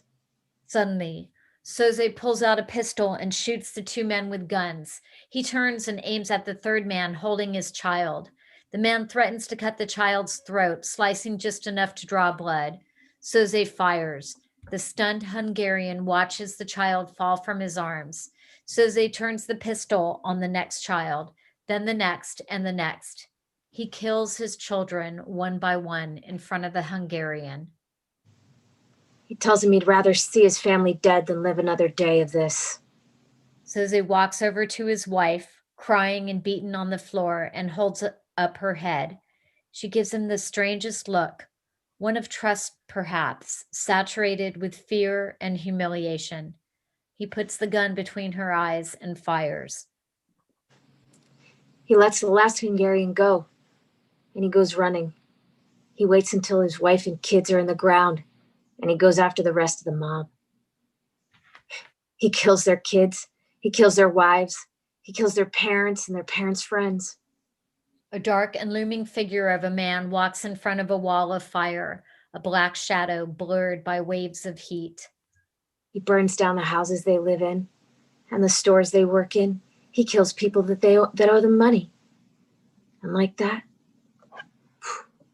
he was gone. Underground. No one's ever seen him again. He becomes a myth, a spook. The story criminals tell their kids at night. If you rat on your pop, Kaiser Soze will get you. Nobody ever really believes. Interior, Rabin's office, day. Do you believe in him, Verbal? Keaton always said, I don't believe in God, but I'm afraid of him. Well, I believe in God. And the only thing that scares me is Kaiser Soze. Interior, workshop. Jack, Bear, and Rabin listen to Verbal on the speaker with one ear. You give this any weight, Agent Bear? I can introduce you to Dan Metzheiser from Justice. He has a file on Sate in D.C. It's been a hobby of his for a few years. A lot of guys equate him to that reporter on The Incredible Hulk. Had you heard of him before? On the street? A few times. Yeah. Outside stuff. Somebody was working for a guy who got money through Kaiser Soze. That kind of shit. It could be an old badge, a hex sign to keep people from fucking with you back when the name meant something. Okay, but you're here. Shit, yeah. I got a guy trying to walk out of the hospital on a fried drumstick to get away from Soze. I'll run it up the flagpole. Interior, Rabin's office. Came clean. I told her like it happened on the boat. So what if I left out how I got there? It's got so many holes in it. The DA, they would have told me to blow amnesty out my ass. So you got what you wanted out of me. Big fucking deal. And this is why you never told the DA. You tell me, Agent Kuyan. If I told you the Loch Ness Monster hired me to hit that harbor, what would you say? Turn state's evidence. Take the stand on this, and we'll hear it out. I got immunity now. What could you possibly offer me? If there is a Kaiser Soze, he'll be looking for you. Where's your head, Agent Kuyan? Where do you think the pressure's coming from? Kaiser Soze, or whatever you want to call him, knows where I am right now. He's got the front burner under your ass to let me go so you could scoop me up 10 minutes later. Immunity was just a deal with you assholes. I got a whole new problem when I post bail. So why play into his hands? We can protect you. Oh, gee, thanks, Dave. Bang up job so far. Extortion, coercion. You'll pardon me if I don't ask you to kiss my pucker. The same fuckers that rounded us up and sank us into this mess are telling me they're gonna bail me out? Fuck you. You think a guy like that comes this close to getting pinched, fingered, and sticks his head out?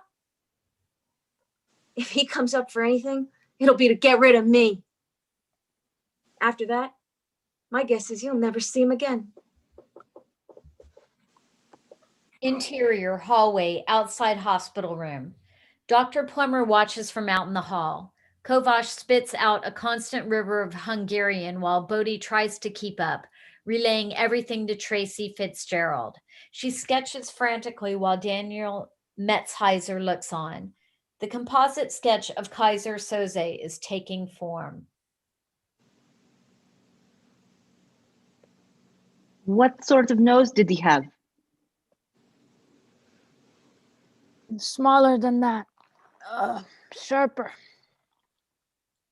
The nose is sharper and smaller.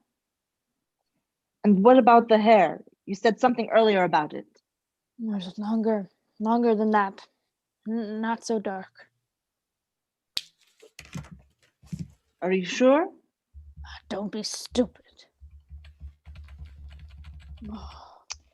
He says the hair is longer and lighter. Exterior, beach, day. A man sits fishing while his young son strolls around the open sea. He glances down at something wedged between the rocks. He pokes at it, the checkered pattern of the fabric entwined with the twisted mess. It was the bloated carcass of the man in the checkered bathrobe. Interior, Rabin's office. That's how I ended up in a barbershop quartet in Skokie, Illinois. This is totally irrelevant.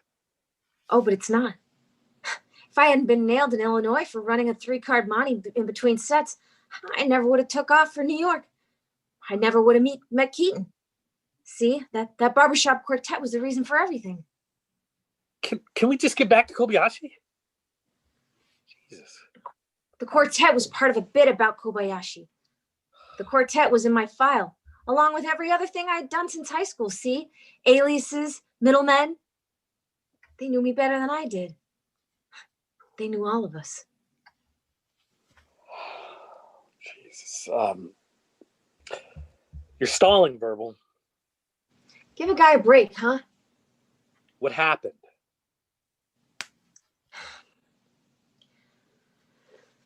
We woke up the next morning and Fenster was gone. He couldn't handle the idea of slumming for Soze. He left a note wishing us good luck and took a chunk of the money we'd scraped together. Then what? McManus was furious. He was talking about tracking him down and ripping his heart out and all sorts of shit. That night we got the call. What call?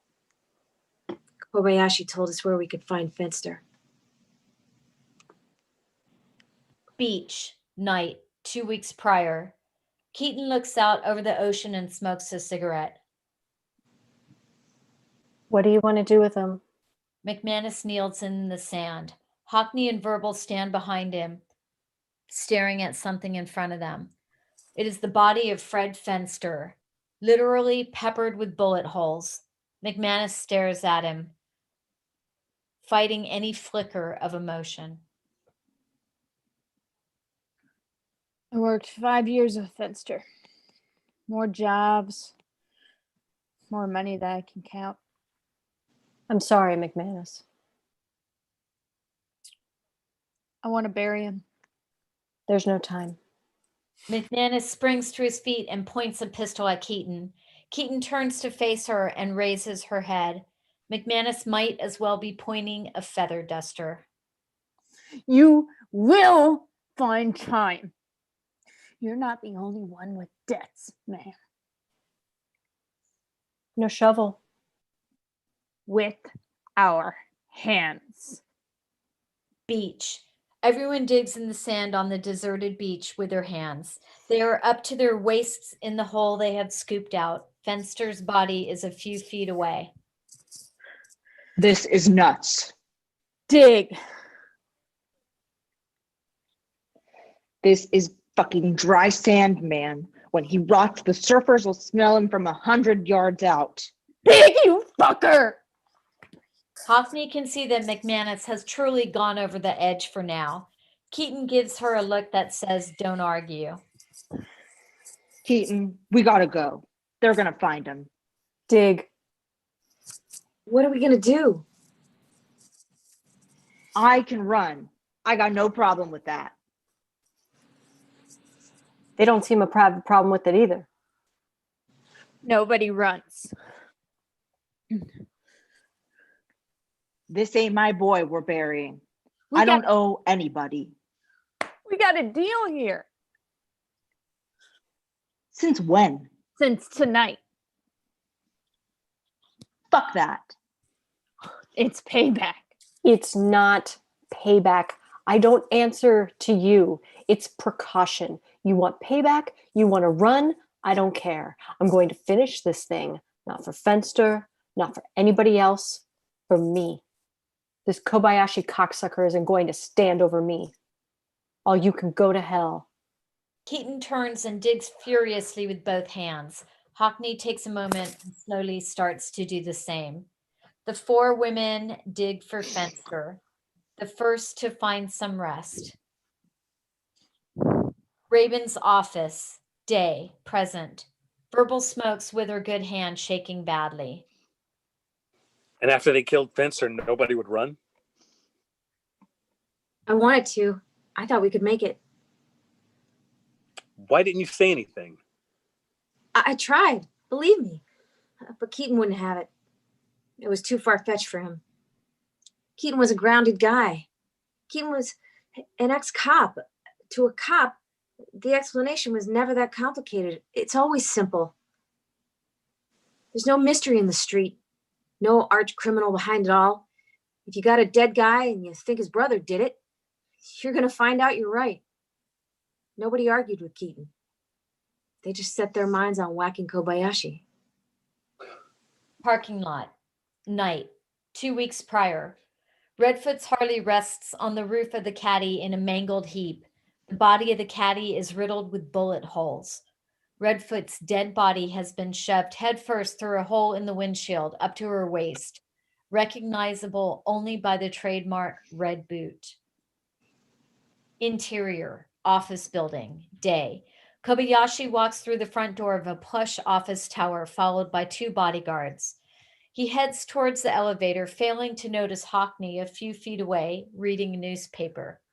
We see a wire running from Hockney's ear to his collar. He's coming up. Keaton, McManus, and Verbal stand by the 6 elevators on the 40th floor. They are all wearing khaki overalls and tool belts with walkie-talkies. They look like servicemen. McManus moves into one of the elevators. As the door closes behind her, she scrambles for the ceiling hatch. Lobby. The elevator opens. Kobayashi and his bodyguards get on the elevator. The elevator is empty except for 3 men. Kobayashi presses a button and they are on the way. Suddenly, the ceiling hatch opens and McManus' arms come out. Pop, pop. 2 shots from a suppressed pistol, and the guards drop to the floor, dead. Kobayashi looks up with surprising calm into McManus's barrel.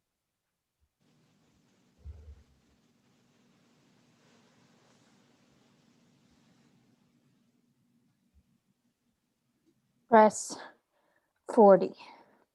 40th floor. The elevator opens and Kobayashi is greeted by Keaton and Verbal. McManus drops from the ceiling hatch and pushes him out. Verbal and McManus grab the dead bodies and drag them out of the elevator. They drag them to the next elevator, which has been forced open, revealing an empty shaft. The answer is no. Mr. Sose will be most. Listen to me, cocksucker. There is no Kaiser Sose. If you say his name again, I'll kill you right now. A strange threat. I can only assume you are here to kill me anyway. Pity about Mr. Redfoot.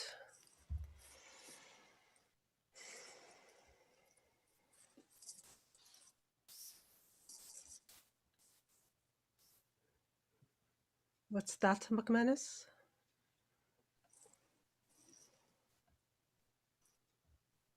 It was a pity about Mr. Redfoot, McManus.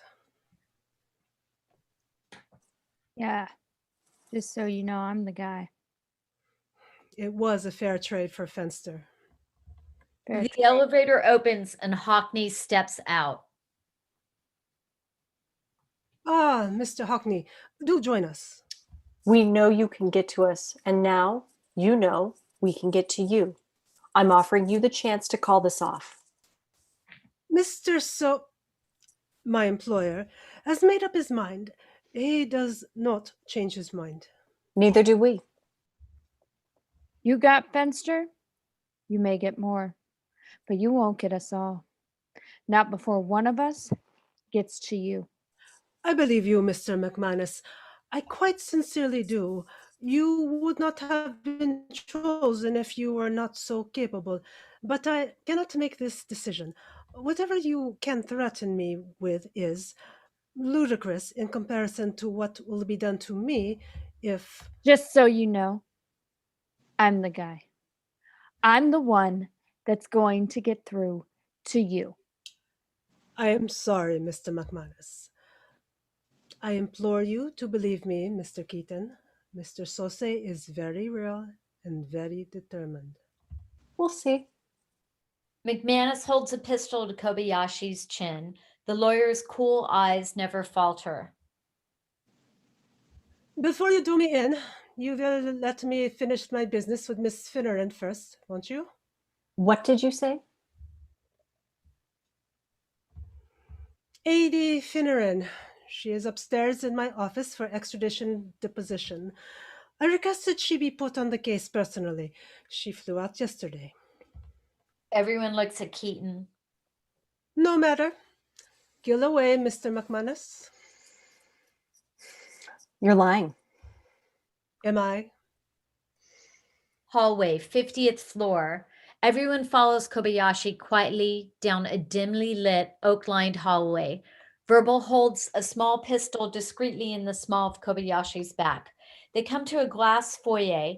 Kobayashi gestures and everyone looks through the glass into the lobby. Edie Finnerman is talking casually with the receptionist. Edie glances towards the men in the hall, towards the women in the hall. Keaton turns quickly on her heels, facing the others. From where Edie stands, it looks as though Kobayashi is talking to a group of harmless maintenance women. They see a large man dressed very much like the 2 dead bodies left in the hallway downstairs. The man notices Kobayashi and the others. He stands and stares menacingly. Miss Finneran's escort in Los Angeles.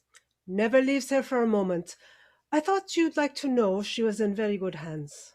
Keaton's mind races for an alternative. She can find none. Verbal lowers her gun without being told. Get your rest, ladies. The boat will be ready for you on Friday. If I see you or your friends before then, or fail to check in every half hour with that unpleasant-looking man in there, Miss Finneran will find herself the victim of a gruesome violation before she dies, as will your father, Mr. Hockney, and your Uncle Randall in Arizona, Mr. Kent.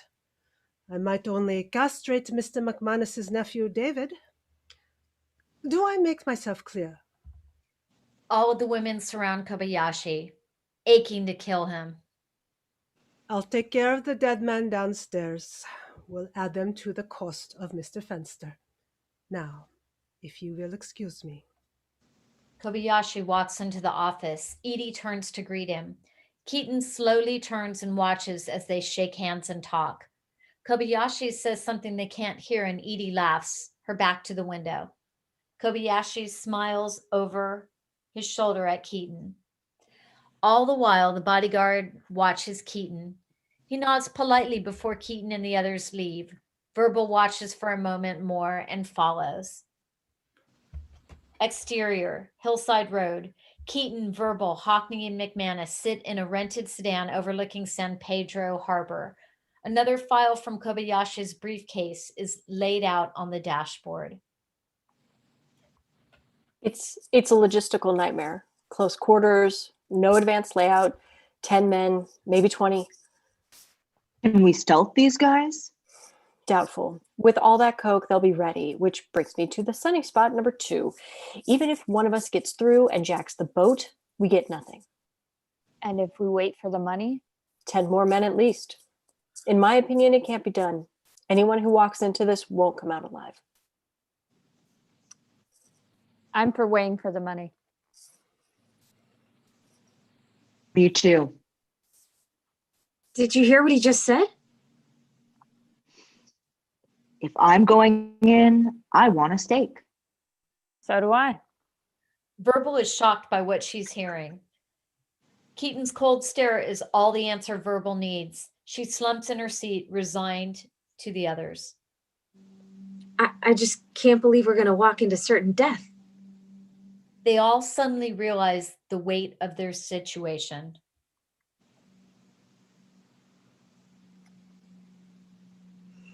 News said it's raining in New York.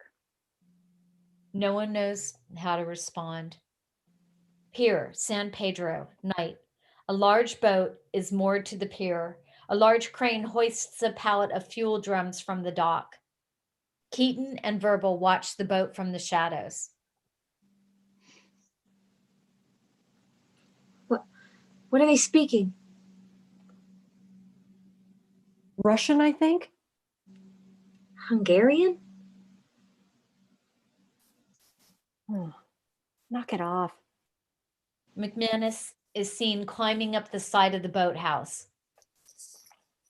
A very large boat. Hockney maneuvers through a mesh of twisted steel, arriving at a vantage point near the stern of the large boat. From Hockney's point of view, a black van pulls up and parks near the crane. 4 men in suits get out. On the boat, 5 men come up from below deck. They are tense and cautious around the men in suits. Hockney sits in the van. She handles a large shoulder bag stuffed with plastique. She tests a timer on the top. She picks up a walkie-talkie. Are we ready, kids?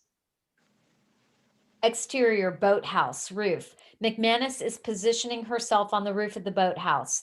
She stops and grabs her radio. If I didn't have to stop and answer you, I would be. Keaton speaks into the radio.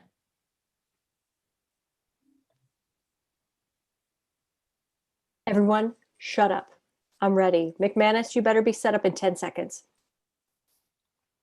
I'm there. I want you to stay here. Understand? But I'm supposed to... If we don't make it out, I want you to take the money and go. Keaton, I just can't. I want you to find Edie. Both of you find someplace safe. Tell her what happened. Tell her everything. She knows people. She'll know what to do. If we can't get Kobayashi my way, she'll get him her way. But what if I... What if Just do what I tell you. Do what I tell you. Keaton turns and takes a few steps. She stops and looks back. her face marked with guilt and agony.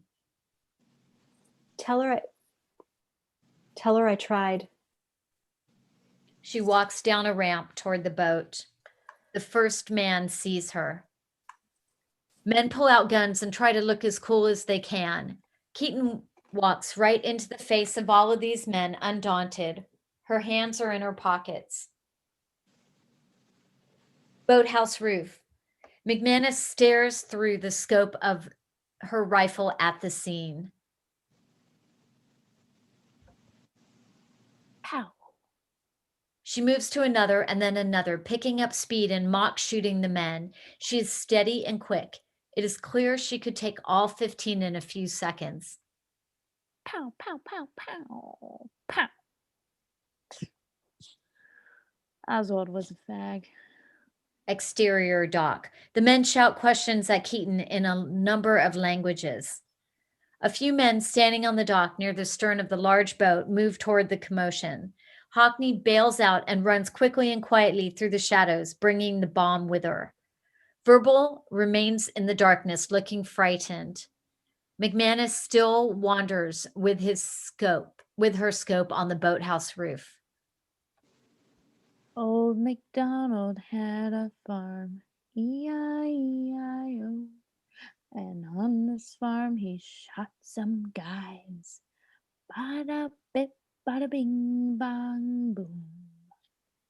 Finally, two men walk right towards Keaton, the rest train guns on her. At the far end of the dock, Hockney throws her bomb onto the stern of the large boat. It explodes. The men surrounding Keaton are distracted. Keaton pulls a pistol out of each pocket and shoots the two men closest to her. Boathouse roof. Elvis has left the building. She fires as fast as she can. Exterior pier. The men from the boat and the men in the suits try to peg Keaton, but McManus sniping them has him running. McManus runs across the roof of the boathouse and jumps to the pier. She arrives at a thick mooring cable and climbs across to the boat. Meanwhile, on the dock, Keaton climbs up onto a small lifeboat hanging from the side of a larger lifeboat. From this, she climbs onto the larger boat. Hockney is firing in all directions. Suddenly, she realizes no one is left on the dock. Finally, she turns and runs back for the van parked on the pier above. She finds the one man who has stayed behind. The man hears Hockney coming and raises his gun. Hockney runs straight at him, screaming frantically.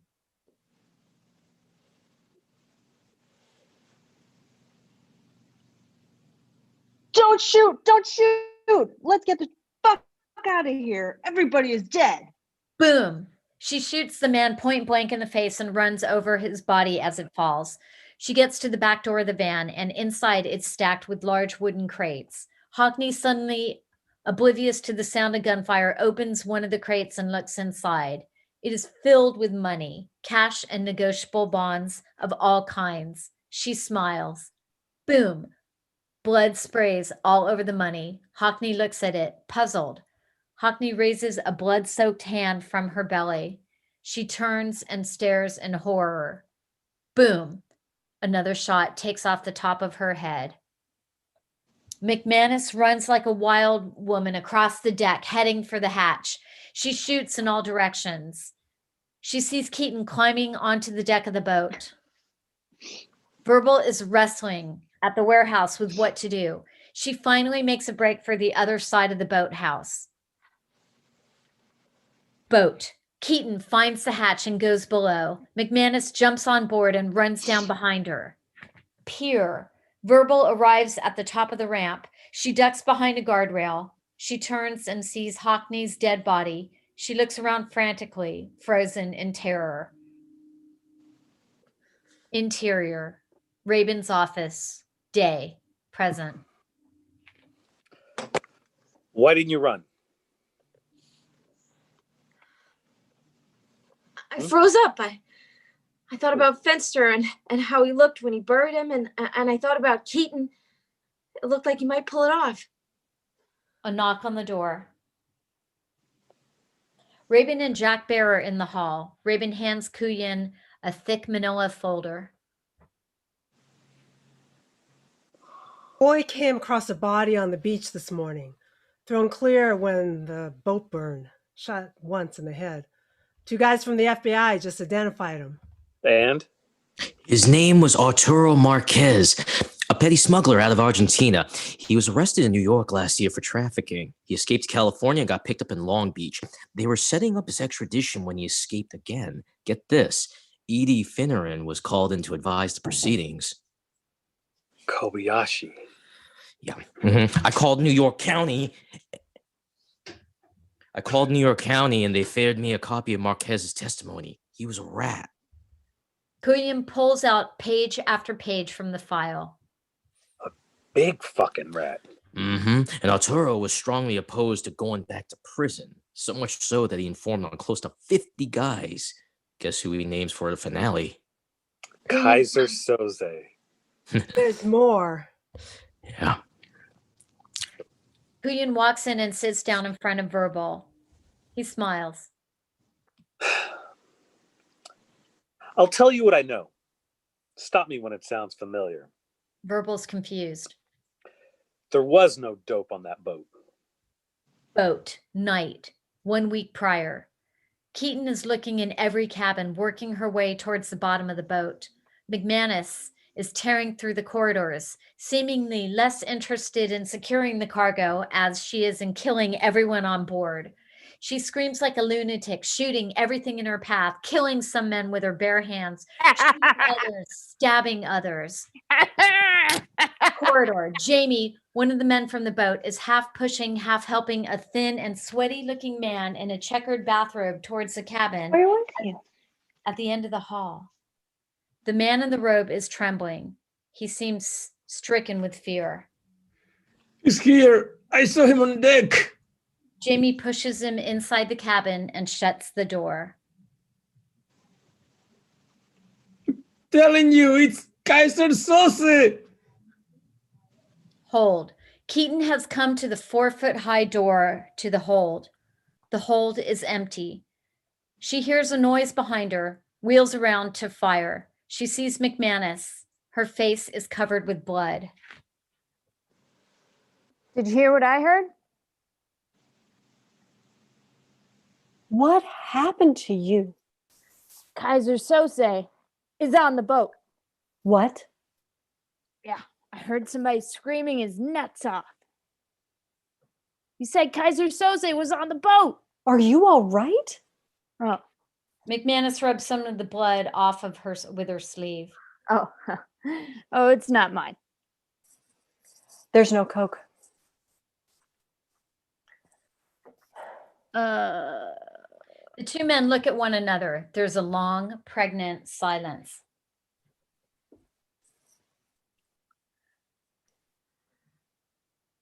Let's get the fuck out of here.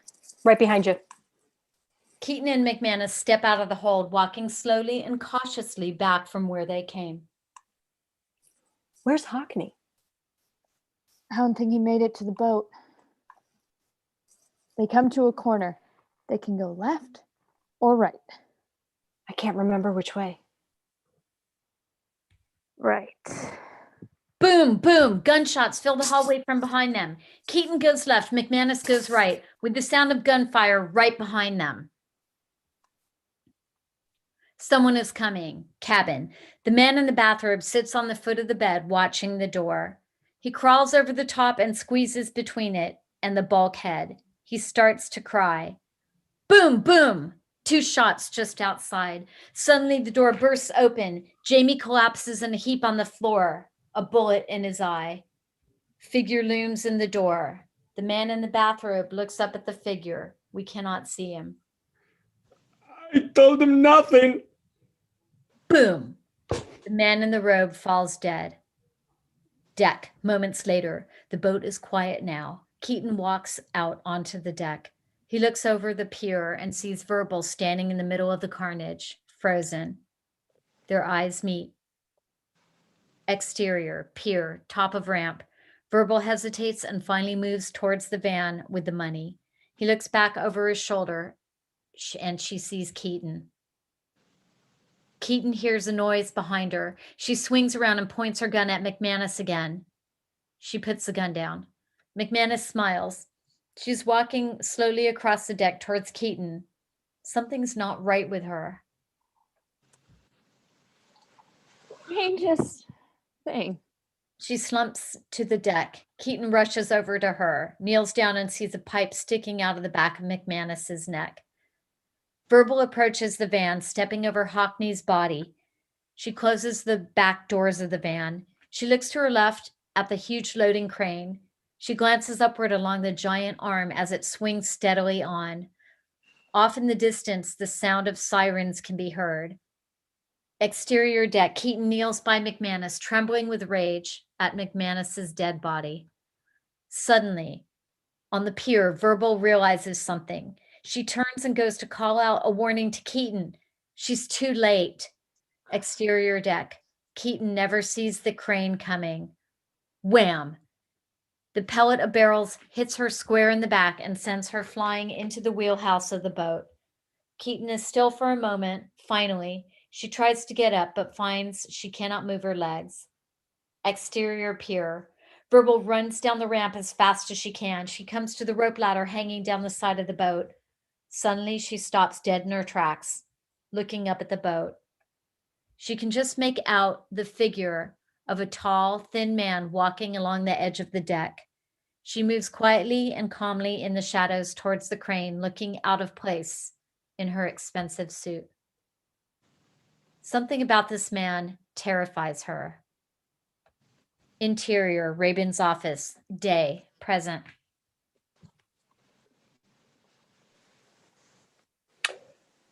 And that's when you say in your statement that you saw.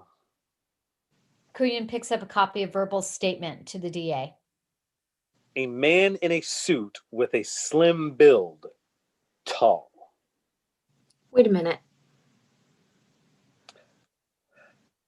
I don't have a minute.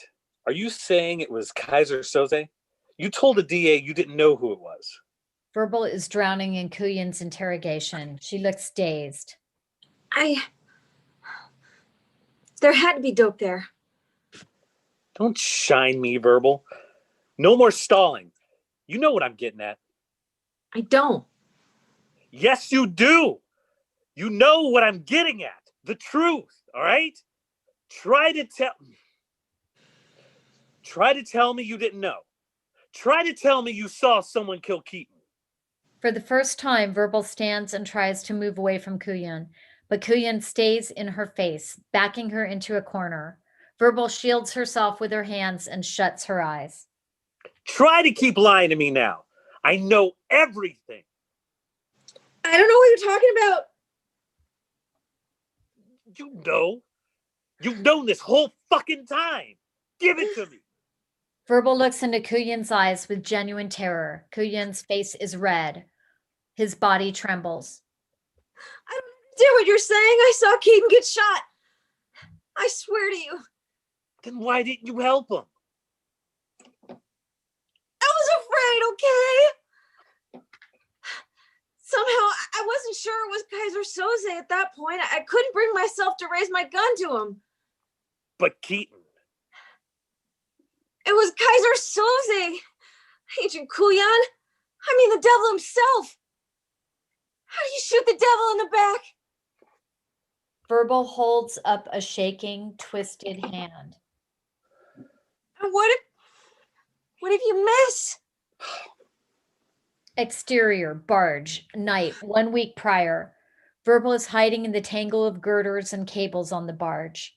Keaton's body is completely obscured. The man in a suit strides across the deck over to Keaton, stopping to relieve himself on a small fire on the deck. He walks up and stands over Keaton. The two exchange words, and the man in the suit pulls out a pistol. He points it at Keaton. Bang! Verbal hears a shot from the deck of the boat, turns in time to see the man in the suit running across the deck toward the gangway. Verbal can barely see the man from where she is now. The man in the suit stops long enough to pull out a lighter. A moment later, flames leap up on the deck. Sirens blaring, tires squealing, car doors opening, feet pounding the pavement. Interior, Rabin's office, day, present. Arturo Marquez. Ever hear of him? What? No. He was a stool pigeon for the Justice Department. He swore out a statement to federal marshals that he had seen and could positively identify one Kaiser Soze and had intimate knowledge of his businesses, including, but not exclusive to, drug trafficking and murder. I never heard of him. His own people were selling him to a gang of Hungarians. Most likely the same Hungarians that Soze all but wiped out back in Turkey. The money wasn't there for dope. The Hungarians were going to buy the one guy that could finger Soze for them. I said I never heard of him. But Keaton had. Edie Finneran was his extradition advisor. She knew who he was and what he knew. I don't... There were no drugs on that boat. It was a hit, a suicide mission to whack out the one man that could finger Kaiser Soze. So Soze had a few thieves put to it. Men he knew he could march into certain death. But how? Wait, you're saying Soze sent us to kill someone? I'm saying Keaton did. Verbal cannot grasp this. She squints, trying to understand. Verbal. He left you behind for a reason. If you all knew Soze could find you anywhere, why was he ready to send you off with the money when he could have used you to take out the boat? He wanted me to live. Why did he want you to live? A one-time dirty cop without a loyalty in the world finds it in his heart to save a worthless rat cripple. No, sir. Why? Edie. What? I don't buy that reform story for a minute. And even if I did, I certainly don't believe she would send you to protect her. So why? Because he was my friend. No, Verbal. No. You weren't friends. Keaton didn't have friends. She saved you because she wanted it that way. It was her will. Verbal grinds to a mental halt, trying to grasp the implication. No. Keaton was Kaiser Soze. No. The kind of chick who can wrangle the wills of men like Hockney and McManus. The kind of lady who could engineer a police lineup from all her years of contacts in the NYPD. Verbal stands on wobbly legs, shaking with anger. No. No. The kind of bitch that could have killed Edie Finneran. A strange look crosses Verbal's face, shock perhaps, or revelation. They found her yesterday in a hotel in Pennsylvania, shot twice in the head. It starts to sink in with Verbal. Edie. She used you all to get her on that boat. She couldn't get on alone, and she had to pull the trigger herself to make sure she got her man. The one man that could identify her. This is all bullshit. She left you to stay behind and tell us she was dead. You saw her die, right? Or did you? You had to hide when the first police car showed up. You heard the shot just before the fires, but you didn't see her die.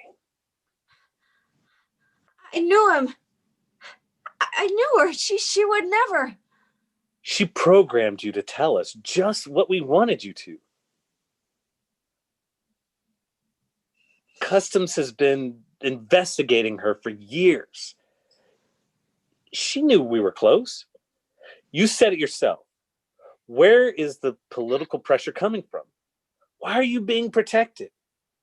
It's Keaton. Making sure you tell us what you're supposed to. Immunity is your reward. But why me? Why not Hockney or Fenster or McManus? I'm a cripple. I'm stupid. Why me? Verbal hears the weight of her words and falls back into her chair. Kuyan looks at her with some pity, but he's too far in to stop. Because you're a cripple, verbal. Because you're stupid. Because you were weaker than them.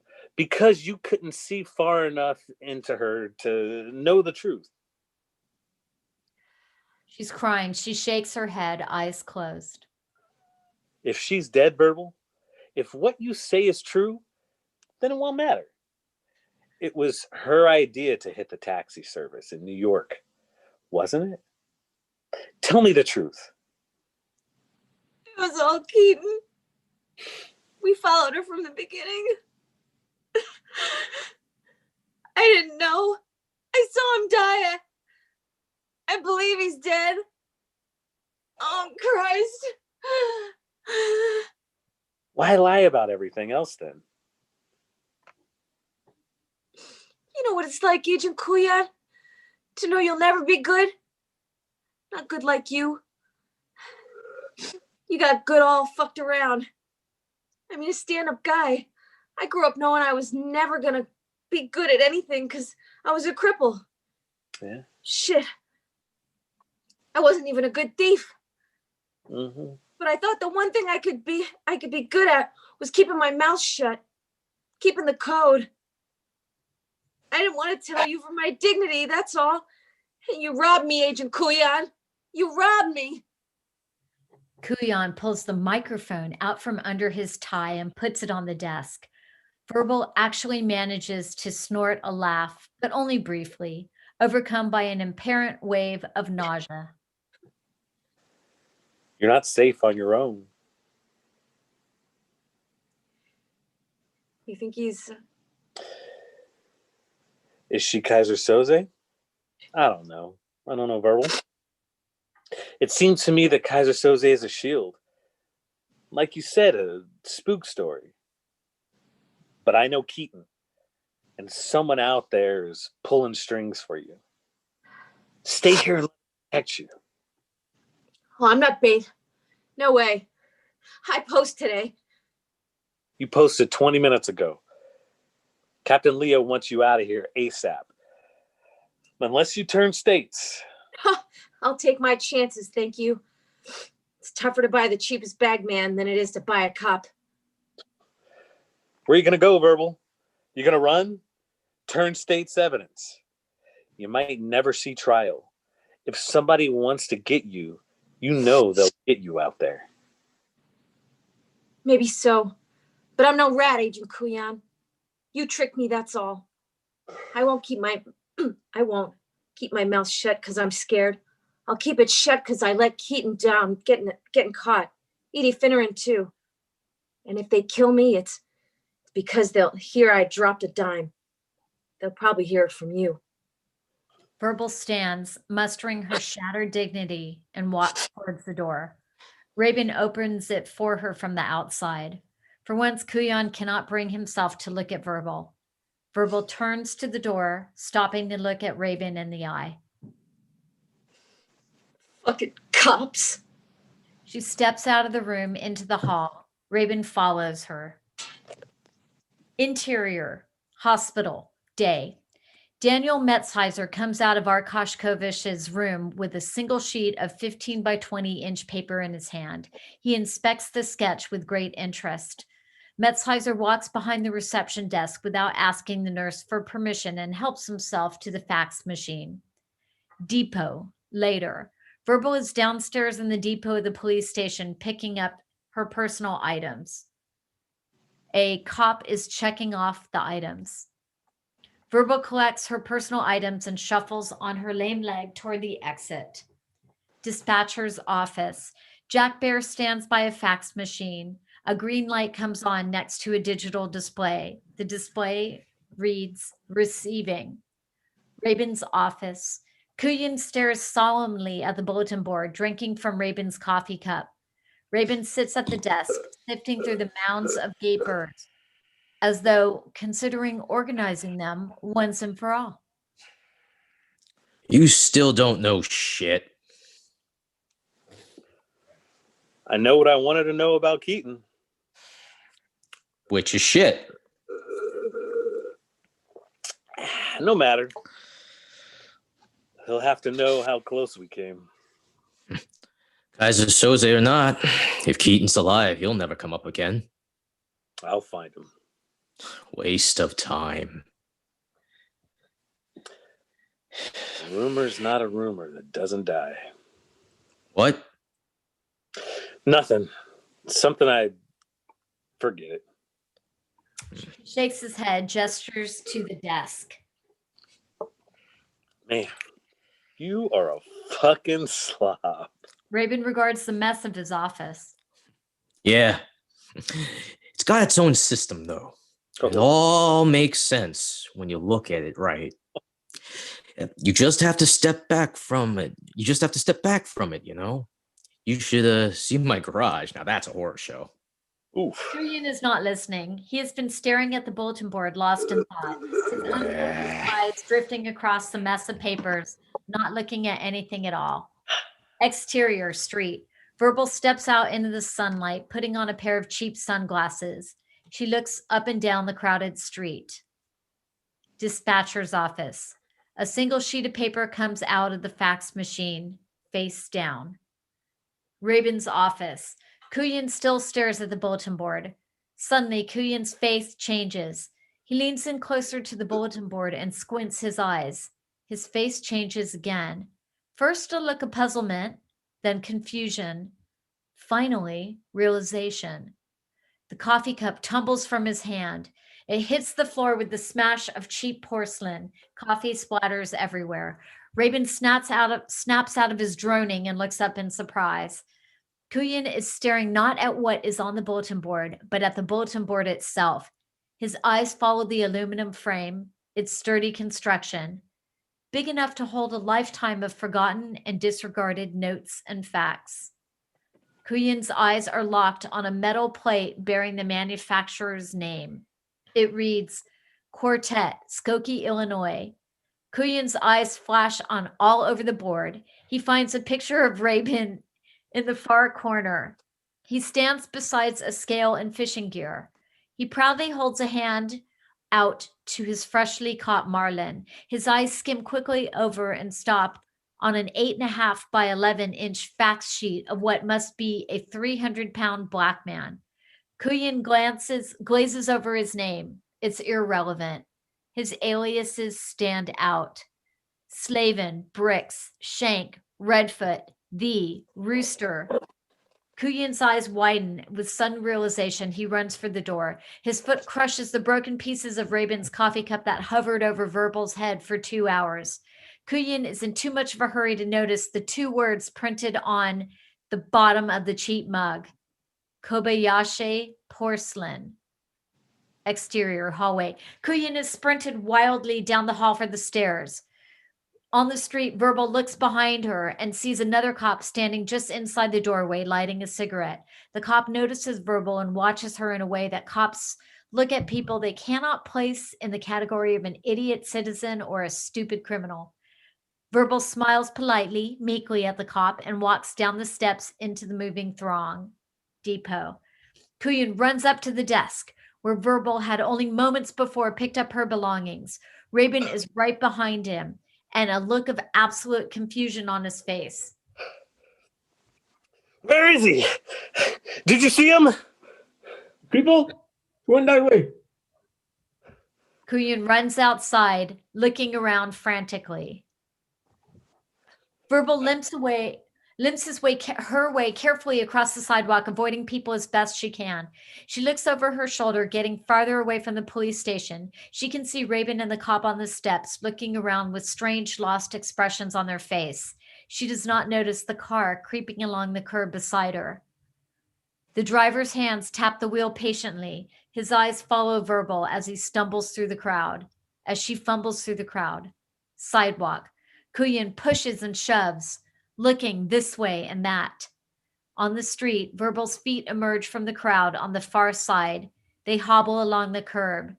Suddenly, the right foot seems to relax a little. The inward angle straightens itself out a few paces, and the limp ceases, as though the leg has grown another inch. Verbal's hands are rummaging around in her pockets. The good left hand comes up with a pack of cigarettes. The bad right hand comes up with a lighter. The right hand flexes with all the grace and coordination of a sculptor's flicking the clasp on the antique lighter with the thumb, striking the flint with the index finger. It's a fluid motion, somewhat showy. Verbal lights a cigarette and smiles to herself. She turns and sees the car running alongside. Dispatcher's office. Jack Bear pulls the sheet out of the fax machine and turns it over, revealing the composite sketch of Kaiser Soze.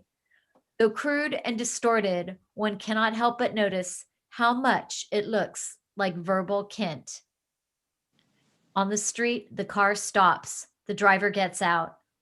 It's Kobayashi, or the man we have come to know as such. He smiles to Verbal. Verbal steps off the curb, returning the smile as she opens the passenger door and gets in. The man called Kobayashi gets in the driver's seat and pulls away. A moment later, Agent David Kuyan of U.S. Customs wanders into the frame, looking around much in the way a child would when he's lost at the circus. He takes no notice of the car pulling out into traffic, blending in with the rest of the cars, filled with people on their way back to work. Son of a bitch. And scene.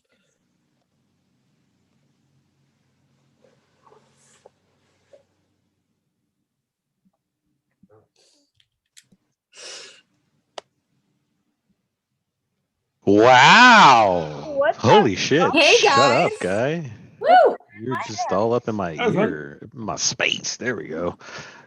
Good job, nerds. That was fun. Amazing.